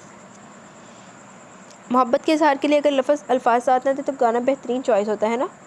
वो न जाने से क्या समझाना चाह रहा था। माही तो कुछ कहने के काबिल ही नहीं रही थी। इसकी आंखों से छलकती वारफ की किताब न लाकर निगाहें झुका गई और शहरोज़ का दिल इसकी खमदार पलकों में कहीं उलझ कर रह गया। अम्मा भी ने कहा है वो तुम्हारी शादी अपनी पसंद की जगह करेंगी। ठीक है, मुझे कोई मसला नहीं, लेकिन वो कम अज़ कम मुझे बता तो देती कि वो किसे मेरी बहू बनाने जा रही हैं। ताई अपनी परेशानी शहरोज़ के सामने लेकर बैठ गई थी। आपने इससे पूछा नहीं होगा और उन्होंने आपको बताया नहीं? कंप्यूटर शट डाउन करते हुए इनकी तरफ मुड़ा। इन्होंने मुझे नहीं बताया तो क्या तुमसे कहा कुछ? ताई ने इससे पूछा तो इसने नफ़ी में सर हिला दिया। लेकिन आप फ़िक्र मत करें, अम्मा मेरी पसंद नापसंद अच्छी तरह जानती हैं। शहरोज़ ने एक तरह से इन्हें तसल्ली दी थी, मगर इन्हें मज़ीद गुस्सा आ गई। ये क्या बात हुई भला? तुम्हारी पसंद नापसंद जानने का दावा तो मुझे भी है, लेकिन इसके बावजूद मेरे ख़रीदे गए कपड़े और परफ्यूम्स तुम कभी इस्तेमाल नहीं करते। सिर्फ़ और सिर्फ अपनी पसंद की ज़रूरत तरजीह देते हो, या तो फिर तुम्हारी पूरी ज़िंदगी का मामला है। ऐसे कैसे कर लोगे तुम इनकी मनपसंद लड़की से शादी? ताई शहरोज़ के इत्मीनान पर हैरान थी। ओहो मेरी भोली माँ। शहरोज़ ने के करीब आकर इन्हें शानों से थामा। अब अगर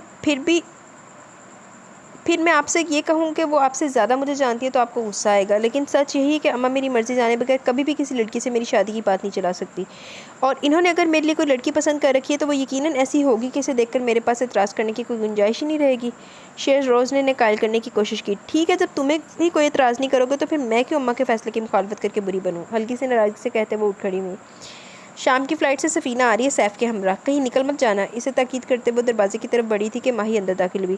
ताई जी, नसरीन आंटी और इनकी सास आई हैं, ज़्यादा देर नहीं ठहरेंगी, इसलिए बीजान ने कहा है कि वो आपको बुला लो।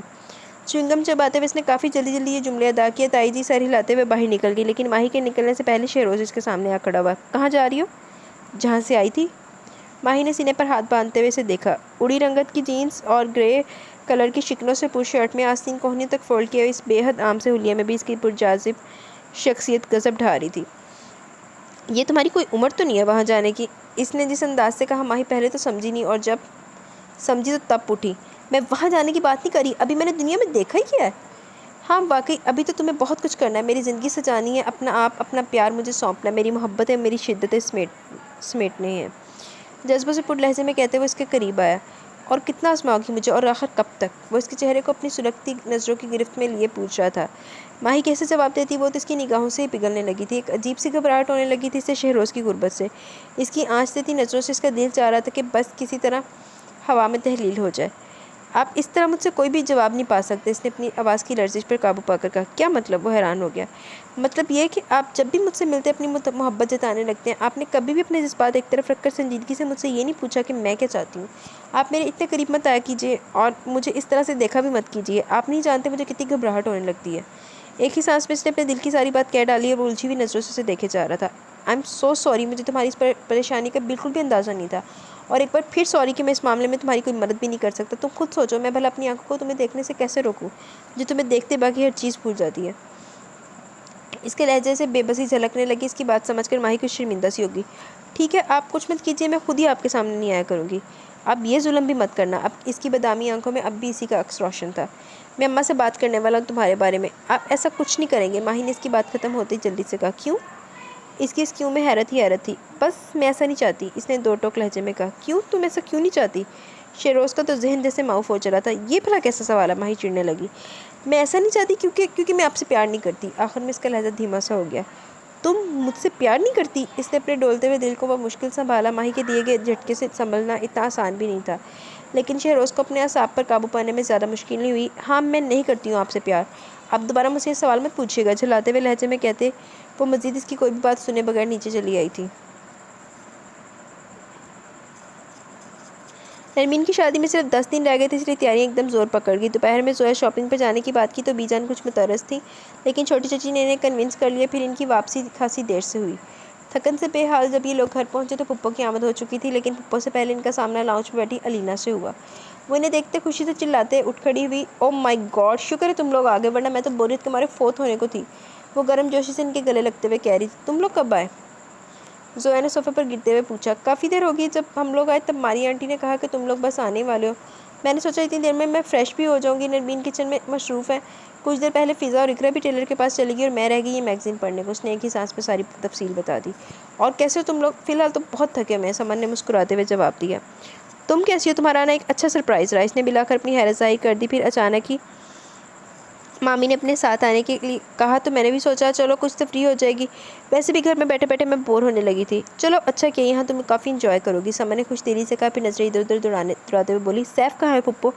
पुप्पो तो बीजान के कमरे में और सैफ ऊपर आराम कर रहा है। जवाब लीना की बजाय नरमीन ने दिया, जो इनके लिए पानी लिए लाउंज में चली आई थी। और अब तुम लोग भी तैयारी कर लो, बीजान से तुम लोगों की क्लास लगने वाली। काफ़ी जलाल में आज, एक तो शहरोज़ की वजह से और दूसरी तुम लोगों की वजह से। Oh no. जोया की रंगत जर्द पड़ गई। शॉपिंग पर जाने का आइडिया तो इसी का था। मैं तो जा रही हूँ। माही उछल कर खड़ी होगी। कहाँ? समन ने सवालिया नज़रों से देखा। पुप्पो को सलाम करने। और कहाँ? माही ने कुछ बेनियाजी से कहा। तुम्हें बीजान की डांट से डर नहीं लगता? जोया की आंखों में रश्क उभरा है। लगता तो है, लेकिन आज मेरा कोई कसूर नहीं। आज गलती जिसकी है शामत भी उसी की आएगी। वो इसे साफ अल्फाज में जताती बीजान के कमरे की तरफ बढ़ गई। फिर वाकई बीजान ने से कुछ नहीं कहा, और या फिर शायद पुप्पो का ख्याल कर गई थी। शावर लेने के बाद जब माही तरोताज़ा होकर लाउंज में आई तब शहरोज़ की आमद हुई थी, और लीना को देखते ही वो जैसे खिल उठा था। माही तो शॉक्ड रह गई। व्हाट अ प्लेजेंट सरप्राइज़, मुझे नहीं पता था कि तुम भी आने वाली हो। बेहद खुशी से कहते हुए वो लीना के सामने वाले सोफे पर बैठ गया। क्यों? पता तो कहीं जाने की बजाय पलके बिछाए मेरा इंतज़ार कर रहे होते। अलीना ने कुछ जताना चाहा। जाहिर है ऐसा ही करता, तुम इन्फॉर्म तो करती। खास हस्तियों का इस्तकबाल भी खास अंदाज से किया जाना चाहिए, चाहे वो घर में आए चाहे दिल में। मुस्कुराहट दबाकर कहते हुए इसने एक गहरी नज़र मही पर डाली, जो इस्तेजाब के एक बहर में गोताचंद थी। शेरोज़ की और किसी लड़की से इतनी बेतकल्फ़ी इसने तो कभी सोचा भी नहीं था। वो हैरान थी। इट्स ओके, तुम्हारे ये कह देना काफ़ी है। तुम्हारे दिल में जो भी हो, कम अज़ कम तुमने मेरा दिल तो रखा। अलीना ने हंसकर कहा, लड़कियों का दिल रखने में तो ये उस्ताद है। सैफ गालिबन अपनी नींद पूरी कर चुका था। शहरोज़ ने इसे देखा और मुस्कुराते हुए इसके गले लगा था। इस्लामाबाद से सारे गधे घोड़े यहीं ला के बेचने थे। इसने इसके सोने पर सैफ को मलामत करना चाहा। जिसका तेरे जैसा खबीस दोस्त हो वो कर भी क्या सकता है, सैफ ने खफकी से कहा। यकीन करो यार, सुबह से घर में ही था, दोपहर में दोस्त के एक्सीडेंट का पता चलो तो इमरजेंसी में वहाँ जाना पड़ा। शहरोज़ ने अपनी गैर मौजूदगी की वजह बताई। चलो फिर तो चलता है। सैफ ने सारे लाए गोए इसका रीज़न मान लिया हो। अस्सलाम वालेकुम सैफ। इनके आपस की बात ख़त्म होते माही ने से सलाम किया। वालेकुम अस्सलाम, जीती रहो। ये क्या माही, काफ़ी बदल गई हो। सैफ ने इसे देखते हुए कुछ हैरत से कहा तो माही एकदम अलर्ट बल्कि बेचैन सी होगी। क्या मतलब, इसने जल्दी से पूछा था। कम मौन सैफ, डरा दिया माही को। अलीना ने बीच में ही टोक दिया। ये बदल ज़रूर गई लेकिन बहुत ज़्यादा प्यारी होगी है पहले से। हाँ, इसीलिए तो किसी का चैन गया। सैफ शहरोज़ की तरफ देखते हुए मानी खेसी से बड़बड़ाया। शहरोज़ अपनी बेसाख्ता उमड़ आने वाली मुस्कुराहट ना रोक पाया था। थैंक गॉड, मैं तो डर ही गई थी। माही ने शायद सैफ की बड़बड़ाहट नहीं सुनी थी। सैफ ने जिस तरह मुझे देखकर हैरत का इजहार किया, मुझे लगा मेरे सींग निकल आए हैं। क्यों, तुम्हें ये बात पसंद नहीं थी कि चुड़ैलों के सींग तो होते ही नहीं, सींग ही नहीं होते? तुम्हें ये बात नहीं पता थी कि चुड़ैलों को तो सींग ही नहीं होते? सैफ का अंदाज शरारती था। अच्छा, माही ने कुछ तब कर इसे देखा।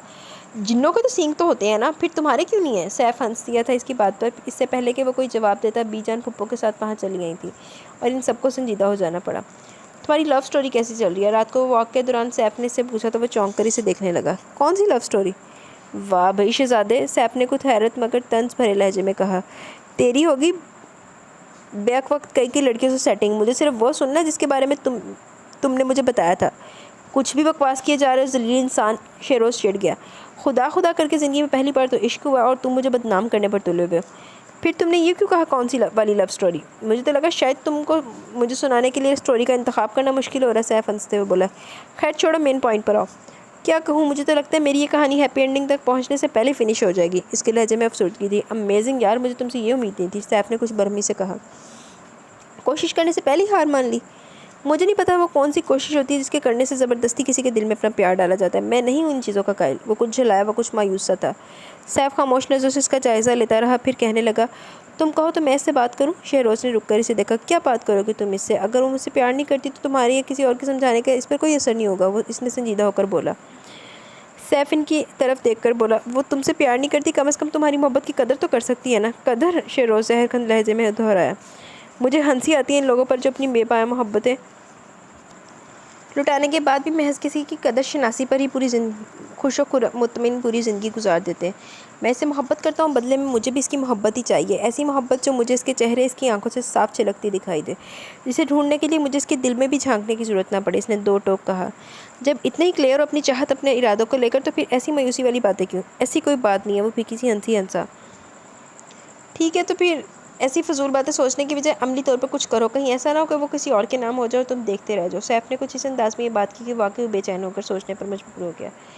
ये अलीना यहाँ क्यों आई है? माही ने परेशान होकर कहा। क्यों खैरियत? अलीना कहने से तुम्हें क्या मसला है? फ़िज़ा की समातें काफ़ी तेज़ थी। बज़ाहिर तो वो किताब पढ़ रही थी लेकिन कान शायद इसी तरफ लगे हुए थे। नहीं कुछ नहीं, इसने जल्दी से कहा। मैं तो बस हैरान हो रही थी कि शहरोज़ इस मिजाज का तो नहीं है, फिर अलीना के साथ इसकी इतनी दोस्ती कैसे हो गई?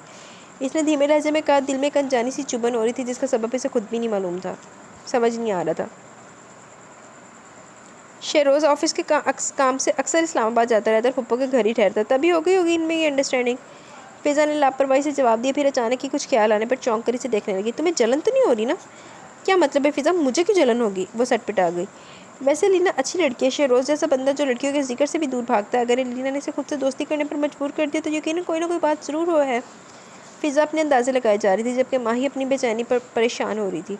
इन दोनों की जोड़ी काफ़ी अच्छी रहेगी। अगर बीजान और ताई जी को भी ये बात समझ में आ गई तो। फ़िज़ा ने अपनी बात करके उठ गई लेकिन माही को सोचों के गार में धकेल गई। क्या वाकई लीना और शहरोज़ के बीच कोई कमिटमेंट है? अगर सच में ऐसा तो फिर शहरोज़ जो मुझसे कह रहा था वो क्या था? कहीं ऐसा तो नहीं कि अलीना इसका पहला प्यार और मैं सेकंड चॉइस, वरना फिर अलीना से इसकी खसूसी तर्ज अमल ये लगाओ किस खाते में जाएगा? एक तरफ तो वो अपने दिल को शहरोज़ से अलग करने की कोशिशों में थी और दिल था कि सिर्फ इसी को सोचना चाह रहा था। माही तुम चलोगी? समन ने अंदर झांका तो अपने ख्यालों से चौंकी। कहाँ? इसने पूछा। वो शहरोज़ अलीना को आइसक्रीम खिलाने ले जा रहा है, समन ने बताया। इसकी बात सुनते ही इसका दिल जैसे किसी ने मुट्ठी में लेकर मसला था। तुम लोग भी जा रहे हो? माही ने बमुश्किल अपने तासुरात नॉर्मल रखे। मैंने सोचा शायद तुम जाना चाहो। मुंतज़िर निगाहों से देखने लगी। कहाँ, इतने सारे काम है। इसके लहजे में शिकवा था। मुझे नहीं जाना, इसने होंठ काटते हुए कहा। हमें तो शहरोज़ ने कभी आइसक्रीम नहीं खिलाई। आज लीना की बदौलत शर्मा हजूरी में हमें भी पूछ रहा है। अरे शहरोज़ कहाँ पूछ रही है, तो अलीना ने कहा हमें साथ चलने को। समर ने कुछ तपे हुए अंदाज में इसकी गलतफहमी दूर की, फिर वो कमरे से निकल गई, लेकिन माही के दिल से धुआं उठने लगा, तो वहीं सर थाम के बैठ गई। बीजान ने माही और शहरोज़ का रिश्ता तय कर दिया था और सभी को बहुत खुशी हुई थी, खुसूसन ताई को, क्योंकि माही इनकी गोद में ही पली बड़ी थी और इसके मिजाज का भी अच्छी तरह से अंदाज़ा था, सो इन्हें इस रिश्ते पर कोई प्रॉब्लम नहीं थी। अलबत्ता माही की कैफियत बहुत अजीब हो रही थी। जब इसने शहरोज़ से बीजान के सामने अपना नाम ना लेने की दरख्वास्त की थी, बल्कि सख्त अल्फाज में से मना कर दिया था, तब इसे यही लगता था कि इसके दिल में शहरोज़ के लिए कोई जज्बा, कोई ख़ास एहसास नहीं। शुरू में वो जिस तरह शहरोज़ को नापसंद करती थी, इस दिन से बात करते हुए भी वो इन्हें नापसंदीदा जज्बात के ज़ेर असर थी। कुछ भी था, इसकी अना इतनी जल्दी शहरोज़ की मोहब्बत खुद पर हावी होने नहीं दे सकती थी। और अब न जाने क्या हो गया था पागल दिल को, कि इसे शहरोज़ के अलावा कुछ सुझाई नहीं दे रहा था। वो परेशान थी, वो मुस्तरब थी, इतनी बेबसी से आज तक कभी महसूस नहीं हुई थी। वो ख़ुद को जितना वो इन दिनों वो ख़ुद को बेख्तियार पा रही थी, कितनी कोशिश की थी इसने अपनी अना जगाने की, अपनी खुददारी उभारने की, कि ये वही शहरोज़ था जिसके नाम से वो कल तक चिढ़ती थी। अब इसके साथ रिश्ता तय हो जाने पर वो क्यों एहतजाज नहीं करती, क्यों कोई तूफ़ान नहीं उठाती, अपने नाम के साथ इसका नाम जुड़ते देखकर क्यों दिल इतना सरशार हो रहा है। वो ये सवाल खुद से पूछ कर थक गई थी, लेकिन दिल सारी अना, सारा ज़म भुलाए सिर्फ शहरोज़ के नाम की माला जप रहा था। दामन बचाते बचाते भी ये आग दिल की राह आ गई थी और अब लम्हा लम्हा वो गीली लकड़ी की मानित सुलग रही थी। तेरे ख्याल से दामन बचा के देखा है, दिलो नज़र को बहुत आजमा के देखा। निशात जान की कसम, तू नहीं तो कुछ भी नहीं, बहुत दिनों तुझे हमने भुला के देखा है। इस वक्त नरमीन के कमरे में सारी लड़कियां परसों होने वाली मेहंदी के फंक्शन को डिस्कस कर रही थी। माही भी एक जानी बैठी थी, अपने हाथों को देखते हुए न जाने किस सोच में गुम थी। क्या वह माही इतनी चुप क्यों? फिजा का ध्यान इसकी तरफ किया तो पूछ बैठी, शहरोज़ को ही सोच रही होगी, आफ्टर ऑल अब वही तो है इसका ड्रीम बॉय। लीना ने मुस्कुराते हुए कहा, सही कहा तुमने, लेकिन इसके साथ इस सोच में तुम भी शामिल थी। इसने ये सोचा ज़रूर, लेकिन ज़ुबान पर लाने की जहमत नहीं की। अलीना इंतहाई खुश मिजाज और हंसमुख सी लड़की थी, और वह जब भी माही से बातें करती तो इसे इसके मुतल्लिक अपने ख्यालात पर शर्मिंदगी होने लगती। लेकिन फिर शहरोज़ से इसकी बेतकल्फ़ी याद करके और शहरोज़ के बारे में इसकी बातें सुनकर इस शर्मिंदगी को ज़ायल होने में एक पल भी ना लगता। शहरोज़ ने कभी तुमसे ये कहा कि इसे किस किस्म की लड़कियाँ पसंद है? जोया ने किसी ख्याल के आते ही पूछा, और माही को अपने वजूद में बेचैनी की एक लहर सी उठती महसूस हुई। वो सब मुझे नहीं पता, क्योंकि मेरे सामने वो सिर्फ मेरी तारीफ़ किया करता है, इसने हंसते हुए कहा। तो सबके चेहरे पर मुस्कुराहट आ गई। फिजा ने इसके चेहरे पर कुछ खोजना चाहा, कोई नागवारी, कोई शिकन, कोई तासुर, लेकिन माही चेहरा सपाट के बैठी थी। दिल में भले ही तूफान उठ रहे थे। वैसे ये पसंद नापसंद, खूबियाँ खामियाँ, इनकी कोई अहमियत नहीं होती। जब इंसान को किसी से मोहब्बत होती है तो ये चीज़ें आसानी हैसियत इख्तियार कर लेती हैं। अलीना संजीदगी से कह रही थी। तो तुम्हारे कहने का ये मतलब है कि अहम ये नहीं कि शहरोज़ को कितनी अच्छी लड़कियाँ अच्छी लगती हैं, बल्कि अगर वो माही से मोहब्बत करता तो वही इसकी आइडियल है। जोया समझ कर भी नहीं समझ पा रही थी, बशर्त ये कि वो माही से मोहब्बत करता। अलीना ने लफ्ज़ मोहब्बत पर काफ़ी ज़ोर दिया। इस बात पर तो माही का ज़बत जवाब देने को था। इसका दिल चाहा शहरोज़ को बाजू से पकड़कर इसके सामने ले आए और इससे कहे कि अब कहो ज़रा इसके सामने कि तुम मुझे कितना प्यार करते हो, लेकिन वैसा नहीं कर सकती थी। मसला ही यही था कि अलीना अपनी बात बहुत नॉर्मल, बहुत हल्के फुल्के अंदाज में कह जाती थी, कोई और महसूस ही नहीं कर पाता था, और माही के दिल पर छुरियाँ चल जाती। वैसे खैर आइडियल एक अलग चीज़ है। अलीना ने फिर बात शुरू की। अब देखो ना, मुझे अपने आइडियल की तमाम खूबियाँ दिखाई देती हैं शहरोज़ में, लेकिन इसके बावजूद मैं इससे शादी नहीं कर सकती हूँ, क्योंकि मैं वो आगे कुछ और भी कहती, लेकिन माही को खड़ा होते देखकर चुप रहेगी। बाकी सभी चौंक कर इसे देखने लगे। कहाँ जा रही हो? समन ने कुछ हैरत से पूछा। ऊपर से अपने नोट्स लाने जा रही हूँ, शाम को वहीं छोड़ आई थी, इसने बताया और बाहर निकल आई। दर हकीकत वो अलीना की बातों से भागना चाह रही थी। ऊपर आकर इसने हाल में सेंटर टेबल पर पड़े अपने नोट्स उठाए और शहरोज़ के कमरे की तरफ देखा। शायद सैफ भी अंदर ही था, क्योंकि बातें करने की आवाज़ें सुनाई दे रही थी। वो ध्यान न देती अगर इसे अपना नाम ना सुनाई देता। माही मुझसे ज़्यादा समझदार निकली। कभी कभी हम वाकई अपनी दिली कैफियत समझ नहीं पाते। शहरोज़ कुछ अफसरदा से लहजे में न जाने किस बात का हवाला दे रहा था। इसकी धड़कनें थमने लगी। मैं भी जज्बात के रेले में बह गया। अब दिल को टटोल रहा हूँ तो माहीन के लिए कहीं वो जज्बात ही नहीं उभरते जिसे मोहब्बत का नाम दिया जा सके। और अब मैं अम्मा को इनकार भी नहीं कर सकता, ना तो माहीन मुझसे प्यार करती और अब तो मुझे भी शक होने लगा कि मुझे कभी माहीन से प्यार भी था, बल्कि एक हमाकत थी जिसमें अब पछताने लगा हूँ। मैंने जल्दबाजी कर डाली ना, ज़िंदगी भर का मामला, और मैंने इतनी जल्दबाजी से काम ले लिया। अगर मैंने कुछ वक्त ले लिया होता तो अपने आप को परखने में, तो शायद आज मुझे ये दिन ना देखना पड़ता। इसके लहजे में बेपनाह उदासी थी और कई पछतावे थे। और माही अपना इतना सब कुछ सुनकर भी अपने पैरों पर खड़ी थी। वो तो लीना की बातों से पीछा छुड़ाकर यहाँ आई थी। इसे क्या पता था कि यहाँ एक और जानलेवा सच इसका मुंतज़िर है। इसे यूँ महसूस हो रहा था जैसे इसके पैरों तले ज़मीन हो और ना सर पर आसमान। एक तेज़ और तंदो तेज़ तूफ़ान था जिसने इसके दिलो दिमाग को अपनी जद में ले लिया था। अपनी ज़ात के टूटने बिखरने रेज़ों के साथ वो कैसे अपने कमरे तक आई, से इल्म न हो सका। शहरोज़ जो कल तक इसकी मोहब्बत का दावेदार था, अब इसी मोहब्बत को हमाकत क्यों करार दे रहा था। इसकी वजह अलीना की ज़ात तो नहीं। इसके आते ही शेरोज़ के दिल में अपना पहला प्यार अंगड़ाइयाँ लेने लगा और माही पस मंज़र में चली गई। वो यही जहरीली सोच रही थी, उसे यही सोचना था, क्योंकि इसके अलावा इसे और कोई वजह नज़र नहीं आ रही थी शेरोज़ के इस तरह बदल जाने की।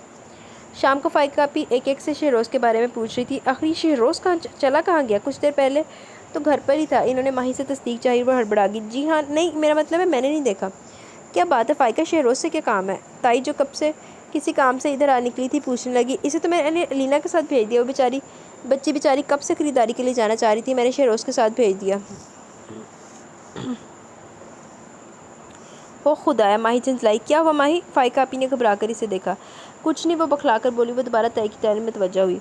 अब बताइए अम्मी, मैं क्या करूं? आदिल को कौन लेकर आएगा? इन्होंने अपने बेटे का नाम लिया जो अपने एग्ज़ाम्स की वजह से इनके साथ नहीं आ पाया था। फ़ाइका आपी को इसी की फ़िक्र सता रही थी। ऐसा करो, खुद चली जाओ और माही को भी साथ ले जाना। यहाँ तो हर एक की जान को सौ बखेड़े। किसी का इंतज़ार करने बैठोगी तो हो गया काम। ताई ने मसले का हल बताया और फ़ाइका आपी मतज़ब्ज़ब नज़रों से माही को देखने लगी। चलो कि माही? हाँ, क्यों नहीं। वो जो खोई हुई थी चौंक कर बोली। थोड़ी देर के लिए सही वो फ़रार हासिल करना चाह रही थी। इस माहौल से जो उसे वहशत में मुब्तला कर रहा था, जहन पर किसी आसेब की तरह सवार इन सोचों से हटा के अपने आप से भी। वो लोग घर से निकले तो मगरिब की अज़ानें होने वाली थी। फ़ाइका आपी के ससुराल में ज़्यादा देर ठहरना तो नहीं था, लेकिन फ़ाइका आपी की सास जो काफ़ी शफीक और मेहरबान सी खातून थी ने खाने पर रुकने के लिए कहा और इस तरह रात का खाना वहीं खाकर वो लोग फ़ाइका आपी के शौहर एहसन भाई के साथ वापस आए थे। और इनके आने के कुछ ही देर बाद अलीना और शहरोज़ भी लौट आए। इस वक्त माही, समन और सैफ लॉन में मौजूद थे और गपशप चल रही थी। क्या बात है, आज तो कराची के सारे शॉपिंग सेंटर खाली हो गए होंगे। इसके इस कदर लेट आने पर सैफ बोले बिना न रह सका। अलीना बेख्तियार हंस पड़ी इसकी बात पर। जी नहीं जनाब, ऐसा कुछ नहीं है। शॉपिंग तो हम बहुत पहले ही कर चुके थे। हम सीवीओ गए, फिर हमने एक चाइनीज़ रेस्टोरेंट में खाना खाया और अब घर आ के। अलीना ने तफसील बताई। यानी शॉपिंग के साथ साथ आउटिंग भी होगी? सैफ ने सर हिलाते हुए कहा। हाँ, ये तो नहीं जाना चाह रही थी। मैंने कहा कि अब जब घर से निकल ही आई हो तो तुम्हें ज़रा कराची भी दिखा ही दूँ। क्या पता बाद में मौका मिले ना मिले मेरी हमराही में ये जगह देखने का। शेरोज़ ने कहा था बिल्कुल नॉर्मल से लहजे में, लेकिन माही को न जाने कि उसके एक एक लफ्ज़ से यासी और टपकती महसूस हो रही थी। हाँ, फिर तो तुम बीवी को प्यारे होने वाले हो ना? सैफ ने कहकर लगाया। पहले तुम मेरी होने वाली बीवी से तो पूछ लो कि इसे मैं प्यारा हूँ भी या नहीं। शेरोज़ ने एक नज़र माही के सुर्ख पड़ते चेहरे पर डाली जो वहाँ से वॉकआउट करने लगी थी। जब ये अलीना ने इसका हाथ पकड़ लिया। छोड़ो माही, इनकी बातें, कुछ भी बोलते रहते। तुम मेरी शॉपिंग देख लो कैसी है। हाँ जल्दी दिखाओ, मुझे भी नींद आ रही है। समन ने मुश्किल जमाई रोकी थी। अलीना एक एक शॉपर खोलकर अपनी शॉपिंग दिखाने लगी। वाओ, कितना ज़बरदस्त है। खूबसूरत से ड्रेस को देखते ही समन की आंखें पूरी तरह खुल गई। अच्छा है ना? अलीना खुश हो गई। असल में ये शहरोज़ की पसंद है। मैं तो सी ग्रीन लेना चाह रही थी, लेकिन शहरोज़ ने कहा मुझ पर यह कलर ज़्यादा सूट करेगा। ये बात सुनते ही माही ने बेख्तियार शहरोज़ की तरफ देखा। इसकी नज़रों से नज़रें मिलते ही दिल ने एक हार्ट बीट मिस की। इसने घबरा कर नज़र चुरा ली। शहरोज़ के होंठे पर मुस्कुराहट उमड़ आई इसकी इस चोरी पर। माही, तुम्हारा ड्रेस भी तो इसी रंग का है ना, बारात वाले दिन का? समन को अचानक ही याद है। नहीं, अब नहीं है।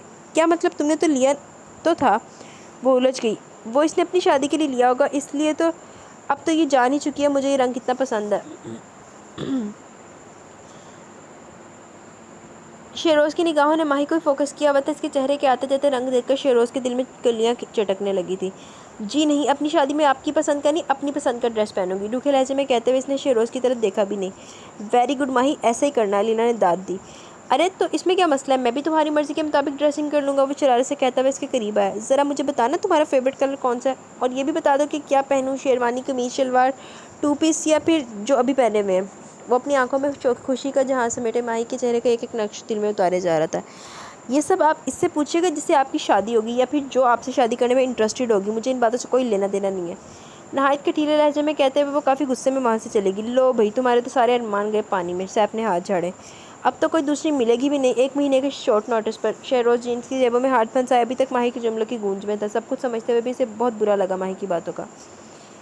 जिस रात मेहंदी का फंक्शन था, इसी शाम पप्पा ने जोया को सैफ के नाम की अंगूठी पहना दी और इस वक्त सभी मौजूद थे जब समा ने बीजान से पूछ ही लिया। क्या बीजान, आप तो कह रही थी कि आप शहरोज़ की मंगनी भी सैफ की मंगनी के साथ ही करेंगी, अब क्या हुआ? कब मौन समन, ये मंगनी तुम्हें मंगनी नजर आती है? सैफ काफ़ी नाखुश था।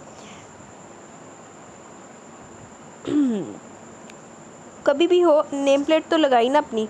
शहरोज़ ने तो ये भी नहीं किया। शहरोज़ को ऐसा कुछ करने की ज़रूरत भी नहीं है। सेलफोन के साथ मसरूफ़ शहरोज़ ने अपना पूरा ध्यान सामने खड़ी माही पर लगा दिया। जो चीज़ एक बार शहरोज़ की हो जाए वो इस पर किसी और की नज़र भी नहीं पड़ने देता। कुछ जताया हुआ लहजा था इसका और धड़कने थमा देने वाली इसकी नज़रें थी। लाइट पिंक कलर के चूड़ीदार पजामे और नफीस काम से मुज़य्यन हाफ स्लीव फिटिंग वाली कमीज़ में इसका गला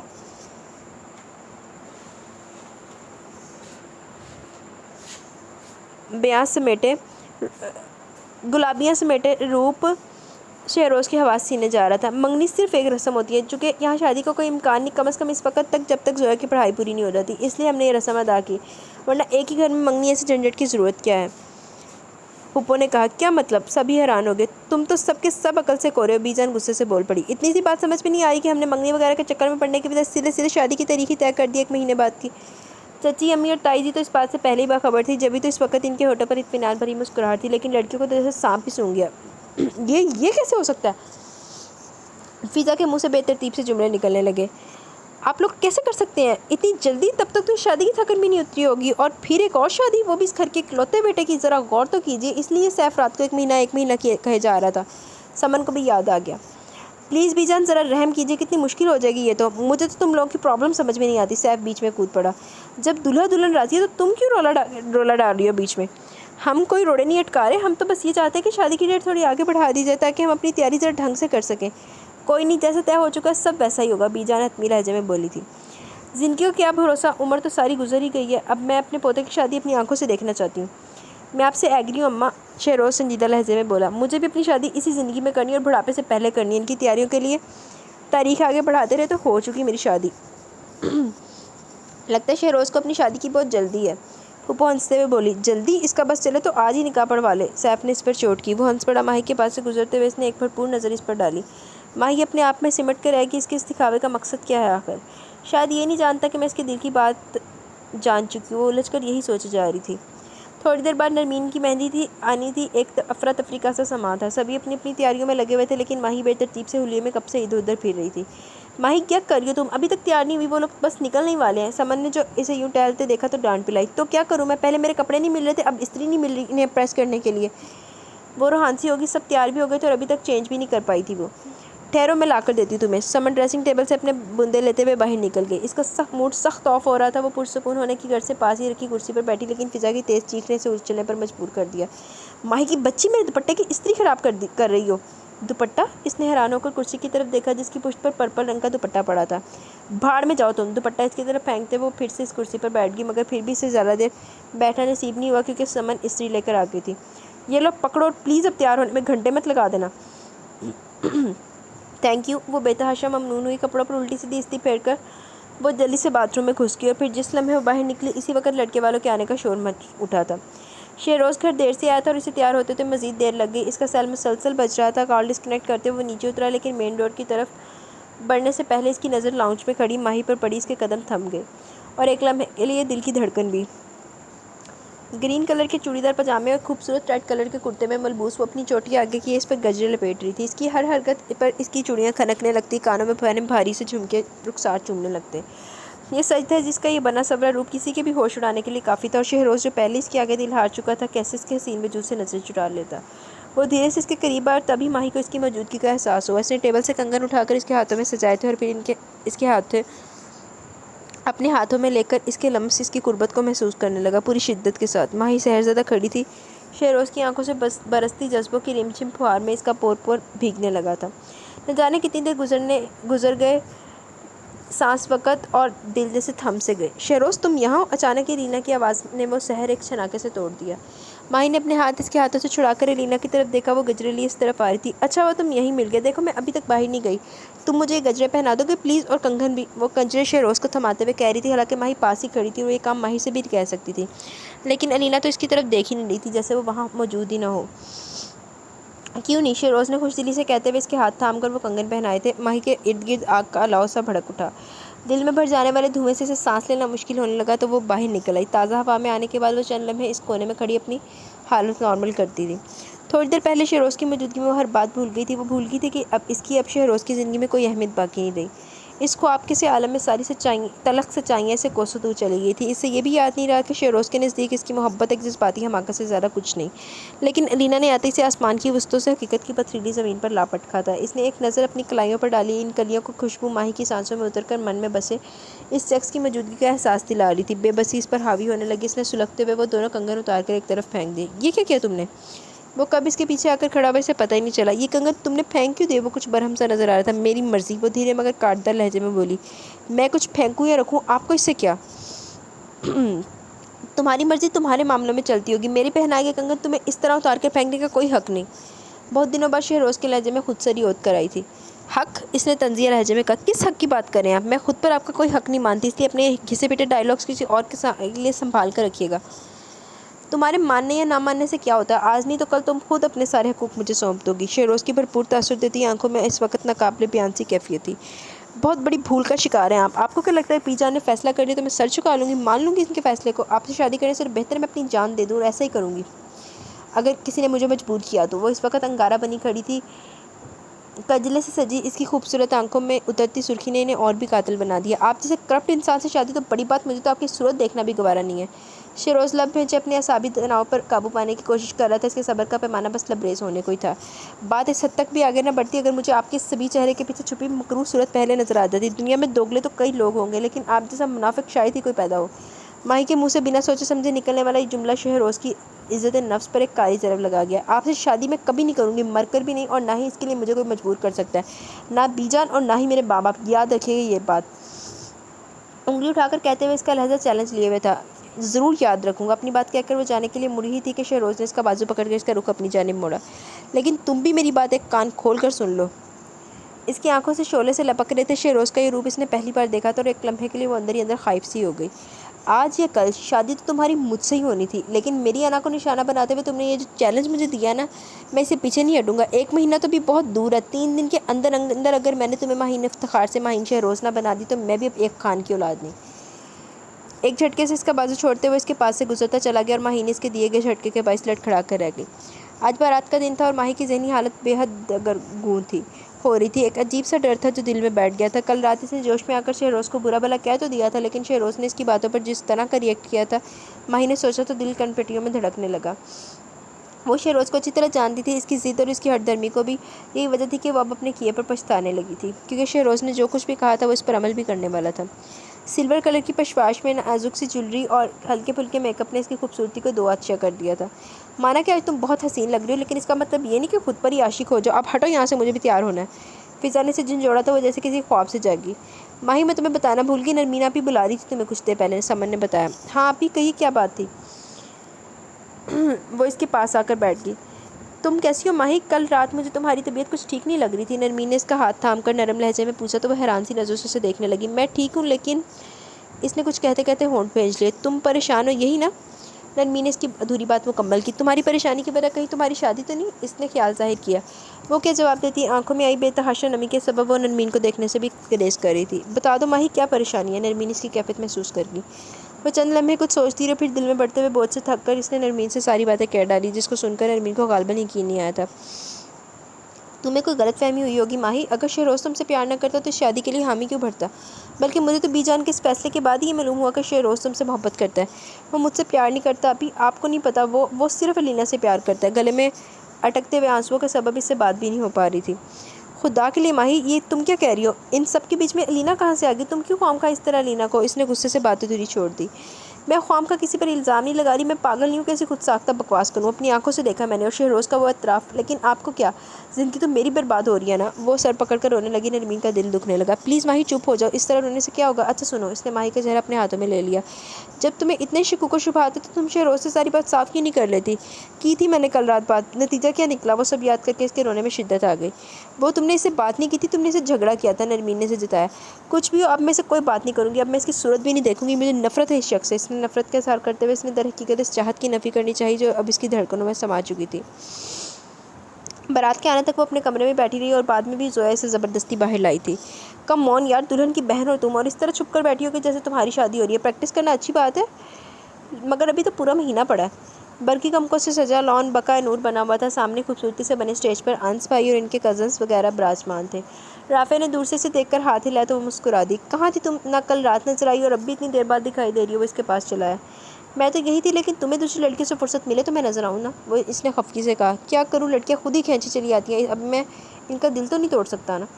वो मसनूई लाचारगी से बोला तो माही को हंसी आ गई। अच्छा मुबारकबाद वसूल करो, ऐसा ना मैं बाद में भूल जाऊँ। इसने जल्दी से बात बदली। क्या कहा? किस चीज़ की मुबारकबाद? इसे चंबा हुआ। सुना तुम्हारा रिश्ता तय हो गया। तुम्हारी इस हसीन जमील कज़न से। इसका अंदाज शरारती था। माही के चेहरे का रंग मुतगैर सा हो गया। इतनी मुश्किल से तो वो नॉर्मल होकर यहाँ आई थी और यहाँ भी शहरोज़ का हवाला। जानती हूँ मुझे कितनी जलन महसूस हो रही है शहरोज़ से। राफिया ने दोबारा शहरोज़ का नाम लिया, मगर कुछ अजीब से अंदाज में। माही चौंक गई। मैंने सोचा था भाभी के साथ साथ इसकी बहन भी हमारे घर को रौनक को चार चांद लगा देंगी, लेकिन अफसोस शहरोज़ पहल कर गया। माही साख्त है कि इस आसपास बिखरता हुआ शोर से बहुत दूर आता महसूस हो रहा था। इससे पहले कि माही से कुछ कहती, इसके किसी कज़न ने इसे बुला लिया। राफे के जाते ही इसने एक कुर्सी पर बैठकर फिर से अपने आप को संभालने की कोशिशें शुरू कर दी। इसने किसी रस्म में भी हिस्सा नहीं लिया। समन और जोया सब कुछ करती थी, वो अलग थलग ही बैठी रही सारी तकरीब में। जिस वक्त रुखसती हो रही थी वही रवायती धोने धोने का सीन चल रहा था। घर के तकरीबन सभी लोगों की आंखों में आंसू थे, लेकिन माही ने तो रो रो कर सबको परेशान कर डाला। बस करो बेटा, इतना नहीं रोते। इसने आंसू साफ करते हुए इसे खुद से लगा लिया। और नहीं तो क्या, इतना पानी तो पूरी ज़िंदगी में इसकी आंखों में जमा नहीं हुआ होगा जितना आज इसने बहा डाला। कुछ अपनी रुखसती के लिए बचा रखो कज़न। सैफ ने पास ही से हाँक लगाई। किसी को अंदाज़ा नहीं था कि वह नरमीन के जाने से उदास तो थी ही, लेकिन जो चीज़ सबसे ज़्यादा रुला रही थी वो इसके दिल का दर्द था, जो बढ़ते बढ़ते जिसमें जाम में फैलने लगा था। समन के पकड़ाए गए रुमाल से आंसू साफ करते इसने सामने देखा। नरमीन को सजी हुई गाड़ी तक ले जाते हुए वो इतनी देर में पहली बारी से नजर आया था। वो सफ़ेद शलवार कमीज़ और ब्लैक वास्केट में मलबूस दिलों में उतर जाने वाला इसका वजी सरापा इस वक्त इसकी शान ही अलग थी। शहजादों किसी आन बान समेटे वो इस पूरी महफिल में सबसे जुदा लग रहा था। रुखसती के बाद जब मेहमानों में एक एक करके चले गए, सैफ और चाचू लॉन में मौजूद लाइट्स वगैरह उतरवाने का काम अपनी निगरानी में करवा रहे थे। वो सैफ को बुलाकर अंदर आने लगी कि दरवाजे पर ही काफ़ी ज़ोर से टकरा गई, और शहरोज़ ने एक भी लम्हा ज़ाया के बगैर फ़ौरन इसे संभाल लिया। जब भी तुम इस तरह मुझसे टकराती हो, मुझे अपनी किस्मत पर प्यार आने लगता है, जज्बों की शिद्दत से बोझल लहजे में कहते वो जैसे इस पर कुर्बान होने को था। कल रात की किसी भी बात का कोई शायबा तक नज़र नहीं आया था इसके चेहरे पर। आप चाहते क्या हैं? वो बेबसी से इतना ही कह पाई। आज जिसने शहरोज़ से अपने आंसू छुपाने की भी कोई कोशिश नहीं की, जो पलकों की बाट फैलांग कर रुखसारों को तर्क करने लगे और जिन्हें देखकर शहरोज़ तड़प उठा था। वो इस लम्हे इतनी बेबस और बिखरी हुई लग रही थी कि शहरोज़ दुख और तासुफ की अथाह गहराइयों में डूब गया। इसने कब माही को इतना आज़ुर्दा देखना चाहा था। वो तो इसकी ज़िंदगी थी, इसकी धड़कनों में शामिल। अब इसे इतना मुस्तरब, इतना परेशान देखकर इसे अपने दिल से अपनी धड़कनें रूठती महसूस हो रही थी। आपको जिससे प्यार हो, आपको जिससे शादी करनी हो, आप इससे शादी कर लीजिए, लेकिन प्लीज़ मैं आपके आगे हाथ जोड़ती हूँ, मेरी ज़िंदगी तबाह मत कीजिए। आप भी जान को इनकार नहीं कर सकते, कोई बात नहीं, मैं इन्हें जाकर इस शादी से मना कर दूँगी, लेकिन आप महज अपनी अना की तस्कीन के लिए मेरी ज़िंदगी से मत खेलें प्लीज़। अटक अटक कर कहते वो आखिरी जुमले पर फूट फूट कर रोने लगी। शहरोज़ तो जैसे बुत बन गया था। इसे नहीं पता था कि वो इस मामले को जितना ईजी ले रहा है, माही इसके लिए मामला इतना ही गंभीर सूरत इख्तियार कर चुका है। वो जानता था कि इसे क्या करना है, लेकिन अब सब कुछ करने के बहुत जल्द नौबत आ गई थी। जो काम कल होना था शहरोज़ ने वो आज ही करने की ठान ली। शहरोज़ ने अपना कहा सच कर दिखाया, यानी इसके निकाह की कार्रवाई अंजाम पा चुकी थी। माही नहीं जानती शहरोज़ ने ये कैसे किया। इसने बीजान ताया जी और अब्बू से क्या कहा, इन्हें किस तरह राज़ी किया। जिस तरह इसने निकाहनामे पर साइन किए, इस वक्त इसने अपने दिल से हर उम्मीद, हर खुशफहमी निकाल फेंकी थी। जब हकीकत एक भयानक रूप लेकर सामने खड़ी हो, तब इससे चाहकर भी नजरें नहीं चुराई जा सकती। माही ने भी खुद को हालात के धारे पर छोड़ दिया। मेरी बात ज़रा खुले दिलो दिमाग से सुनना माही। शहरोज़ तुम्हें चाहता है और बहुत चाहता है। तुम सोच रही होगी कि मैं ये सब तुम्हें क्यों बता रहा हूँ, सिर्फ इसलिए कि तुम ये बदगुमानी अपने दिल से निकाल दो। कल हम जा रहे हैं, इससे पहले ही मैं तुम्हें सच्चाई बताना चाहता हूँ। मैं नहीं चाहता कि शादी तक का अरसा तुम इस तरह जलते कुड़ते गुजार दो। सैफ ने जाने से क्या समझाना चाह रहा था। इस मेहरबानी के लिए थैंक्स सैफ, लेकिन मेरे जड़ने कुड़ने की फ़िक्र तुम मत करो। वो चाहते हुए भी अपने लहजे की तलखी छुपा नहीं पाई। मैं बची नहीं हूँ कि इन झूठे दिलासों से बहल जाऊँगी। निकाहनामे पर साइन तो कर दिए ना, फिर किस बात की परेशानी तुम्हारे दोस्त को। फॉर गॉड से माही, तुम वाकई ना समझो या फिर कुछ समझना ही नहीं चाहती। सैफ झिला उठा। तुम्हें नहीं लगता तुमने खामखा की मुसीबत अपने सर ले रखी है, एक ऐसी परेशानी जिसका हकीकत में कोई वजूद ही नहीं। कहना क्या चाहते हो तुम? वो उलझी हुई नज़रों से उसे देखने लगी। देखो माही, वो तुमसे बहुत मोहब्बत करता है, और इसकी बस ये ख्वाहिश थी कि जो तुम इसकी मोहब्बत दिल में छुपाए हुए हो, वो इसे एक बार तुम्हारी आंखों में देख ले। सैफ इसे देखते हुए कह रहा था। माही के चेहरे के तासुरात एक लम्हे के लिए बोले थे, लेकिन इसने कुछ कहने की ज़हमत नहीं की। तुम अलीना के हवाले से भी शिकूक का शिकार हो। शहरोज़ और अलीना में दोस्ती ज़रूर है, लेकिन तुमने जो सोचा और जो समझा वैसी कोई बात भी नहीं है। ये माही के लिए एक हैरत का झटका था। वो नहीं जानती थी कि अलीना के लिए इसकी कैफियत से नरमीन के अलावा कोई और भी वाकिफ़ है। अलीना मेरी ही एक कज़न से कमिटेड है और बहुत जल्द इसकी शादी भी होने वाली है। कुछ चीज़ें जो इनके दरमियान थी हकीकी थी, और कुछ एक ड्रामा। शहरोज़ ने महसूस कर लिया था कि तुम इसकी और अलीना की बेतकल्फ़ी से चिढ़ने लगी हो, बल्कि इसे जेलसी कहना ज़्यादा मुनासिब होगा। सैफ आखिरी जुमला कहते हुए ज़रा मुस्कुरा दिया। माही आलम तहय्युर में बैठी थी। इसने तो कभी अपने चेहरे से अलीना के लिए बेजारी ज़ाहिर नहीं होने दी थी। फिर शहरोज़ कैसे ये बात जान के कि अलीना से कितना शदीद किस्म का बैर था, और यही वो चाहता था। सैफ ने सिलसिला कलाम फिर से जोड़ा कि तुम्हारे तासुरात, तुम्हारे एहसासात खुलकर इसके सामने आ सके और वो जान सके कि तुम्हारे दिल में इसके लिए क्या है। मुझे समझ में नहीं आ रहा सैफ, तुम्हारी इन सारी वजाहतों का मैं क्या करूँ। माही हैरत के इब्तदाई झटके से संभल चुकी थी। जो कुछ शहरोज़ ने तुम्हारे सामने कहा, इसके लिए कौन सा नया जवाब खड़ोगे तुम। सैफ की सारी बातें सुनकर भी इसे कोई इत्मीनान नहीं हुआ, क्योंकि शहरोज़ के वह जुमले तो अभी तक इसके कानों में गूंज रहे थे, जो जब वो इसकी मोहब्बत को एक वक्ती उबाल करार दे रहा था। ज़रा वजाहत करो कि तुम क्या पूछना चाह रही हो। वो समझ नहीं पाया। शहरोज़ का एतराफ़, अपनी मजबूरी के वो रोने जो वो तुम्हारे सामने रो रहा था, अपनी मोहब्बत को हमाकत करार देना, क्या था वो सब। इसका चेहरा सुर्ख पड़ गया। वो याद करके सैफ चंद लम्हे से देखता रहा। फिर जैसे ही बात इसकी समझ में आई वो अपनी जगह से उछल पड़ा। ओ माई गॉड, मुझे यकीन नहीं आ रहा तुम इतनी पागल भी हो सकती हो, कुछ तअस्सुफ़ भरे लहजे में कहते वो हंस पड़ा। इसने हंसने वाली कौन सी बात है। माही को गुस्सा आ गया। हंसने वाली बात या डियर, वो मुस्कुराते हुए कह रहा था। इस दिन शहरोज़ ने जो कुछ भी कहा वो तुम्हारी वहाँ मौजूदगी से बाखबर होकर ही कहा था, लेकिन खुद को लाइलम ज़ाहिर करते हुए महज तुम्हें थोड़ा तंग करने के लिए इसने वो सारी बातें की। क्या? इसकी आवाज़ इसके हलक में अटक कर रह गई। वो बेयकीन सी थी कि आप वाकई अकल से इतनी पैदल है कि शहरोज़ इतने दिनों से इसे बेवकूफ़ बनाता रहा। वो कुछ समझ ही नहीं पाई। मेरा तो ख्याल था कि तुम भी इस बात को समझ चुकी होगी, यानी इतने दिनों से जो तुम्हारे रोने धोने थे और जो सारी टेंशन थी वो रीना की वजह से नहीं थी। तुमने इस एक बात को जानकर अजाब बना लिया था। शहरोज़ के महज एक छोटे से मजाक से तुम इसकी ज़िंदगी से निकल जाने का तहैया कर चुकी थी। सैफ अभी तक हैरान सा था। अव्वल तो मुझे पता नहीं था कि एक मजाक है, दूसरा इतना छोटा मजाक भी नहीं था। वो खिजल थी और कुछ गुस्सा भी, और शायद मैं इस मजाक के लिए इसे माफ़ भी ना करूँ। खुदा के लिए माही, अब तो ये गिले शिकवे भूल जाओ, जबकि तुम जानती हो कि इसने ये सब तुम्हारे लिए किया, तुम्हारी मोहब्बत में। सैफ का लहजा इल्तिजाइया हो गया। वो खामोशी से अपने हाथों को देखती रही। दिल का सारा गुबार हवा हो गया था। इस बंद कमरे में बैठकर भी इसे माहौल बहुत तरोताज़ा महसूस हो रहा था। अच्छा, मुझे मेरे एक सवाल का जवाब दे दो ताकि मैं मुतमिन हो सकूँ, सैफ ने कहा तो वो सवाली नज़र से देखने लगी। तुम शहरोज़ से प्यार तो करती हो ना? इसने इसकी आंखों में देखते हुए पूछा। इसकी पलकें झुक गई। हाँ, मैं शहरोज़ से प्यार करती हूँ। इसने धीमे लहजे में अपनी मोहब्बत का इकरार किया। शायद शहरोज़ के सामने वो बात कभी ना कह पाती। Thank God and thanks to you friend. अचानक ही शहरोज़ की आवाज़ आई। माही तो उछल ही पड़ी। वो दरवाजे में खड़ा था, आंखों में मोहब्बत और शरारत के रंग लिए। तुम्हारे यह एहसान मैं ज़िंदगी भर नहीं भूलूंगा सैफ। इसकी इस बात पर माही को अपने बदन का सारा खून चेहरे में सिमटता महसूस हुआ। चलो अच्छा है, तुमसे कई काम निकलवाने आसान हो जाएंगे, सैफ ने हंसते हुए कहा था। आज इसकी ज़िंदगी की सबसे हसीन रात थी। टेरेस पर फूलों की झुरमुट में खड़ी वो चांद को तकते हुए इस खूबसूरत माहौल का सारा हुस्न, सारी खुशबू अपने अंदर उतार रही थी। जब वो बिना कोई आहट किए धीरे से इसकी पुष्ट पर आ पहुंचा और इसे अपने हसार में लेते हुए गोया हुआ। ऐसे कौन से नज़ारे जो हमारे इंतज़ार से ज़्यादा हसीन है। माही ने पलट कर इसे देखा। मुकम्मल सुलह सिंगार किया। इसके हुस्न की आबोताब इस लम्हे चांद को भी मात दे रही थी। आपको पता है आज 14वीं की रात है। हाँ, चांद की तकमील की रात, और हमारी भी। इसका लहजा बोझल था। दिल के सारे जज्बे जैसे इसकी गहरी आंखों में सिमट आए थे। कितना इंतज़ार किया मैंने इन पलों का, जानती हो, और कितना सताया तुमने, और आपने जितने दिन मुझे परेशान किए रखा, इसके बारे में क्या कहें। माही तीखे से तूने से देखने लगी। क्या करता हो तुम्हारी इस बेरुखी का जवाब भी तो देना था जो तुमने मेरी मोहब्बत के जवाब में रवा रखी। इसके करीब होते हुए शहरोज़ ने इसकी बाली को छेड़ा जो इसके लमस पाते मसरूर होकर झूम उठी थी। यानी आपने बदला लिया मुझसे? इसके अंदाज में खफकी आ गई थी। ये भी नहीं सोचा तब तक कि अगर मैं सचमुच जाकर बीजान को इनकार कर दूँ तो? इसलिए तो फ़ौरन ही निकाह पढ़वा लिया था कि तुम्हारा क्या भरोसा, जिस तरह मेरे सामने रो रो कर फरियादें करी थी इसी तरह अम्मा के सामने रो धो कर जान बख्शी करवा लेती तो मैं तो हाथ मलता रह जाता। वो मुस्कुराते हुए कह रहा था। सच कहूँ तो पहले मैं आपको बिल्कुल भी पसंद नहीं करती थी। इसने कुछ शर्मिंदगी से इतराफ़ किया तो शहरोज़ के होंठों की मुस्कुराहट मज़ीद गहरी होगी। जब आपने मुझसे ये कहा कि आपको मुझसे मोहब्बत होगी तो पहले मुझे यकीन नहीं आया, और जब यकीन आया तो मेरी अना आड़े आ गई। भला इतना अर्सा आपका नापसंद करते करते मैं इस तरह अचानक कैसे आपकी मोहब्बत कबूल कर लेती? ये तो दोगलापन होता ना। इसने बात करते हुए इसे देखा। बिल्कुल नहीं, शहरोज़ ने नफ़ी में सर हिलाया। तुम एक बार अपने दिल में झांक कर देख लेती तो तुम्हें ये सोचने की ज़रूरत ही ना पड़ती। मैं जानता था तुम मुझसे प्यार करती हो। ये इकरार मैं तुम्हारे मुंह से सुनना चाहता था। वैसे तुमने अभी तक मुझे ये नहीं बताया कि तुम मुझे कितना चाहती हो। ये बात कहते हुए इसकी शफाफ आंखों में कई रंग झिलमिला उठे थे। ऐसी कोई बात होगी तो कहूँगी ना, माही ने शरारत से कहते हुए रुख फेर लिया। वॉट? शहरोज़ की आवाज़ बुलंद होगी। क्या कह रही हो तुम? इसने इसे शानों से पकड़कर अपनी जानिब किया। वो बेख्तियार खिलखिलाकर हंस पड़ी और शहरोज़ में बूझ सा इसे देखता रह गया। माही की पलकें झुक गई थी। इसकी वालिहाना नज़रों निगाहों की तपश से इसके रुखसारों में गुलाब खिलने लगे थे। तुम्हें पता है माही, तुम कितनी खूबसूरत हो। हर रंग, हर मंजर, हर दिलकशी तुम्हारे सामने मानिद है। तुम्हारी हंसी, तुम्हारी बातें, तुम्हारी खुशबू वे बेखुद होने लगा। मैं तुम्हें देखता हूँ तो मेरी धड़कनें पागल होने लगती है। तुम्हारे करीब आते मेरे होशो हवास मेरा साथ छोड़ने लगते हैं। तुमने मुझे पागल कर दिया माही। तुम्हारी मोहब्बत ने मुझे ऐसी दीवानगी में धकेल दिया कि मैं चाहकर भी इससे निकल नहीं पा रहा हूँ।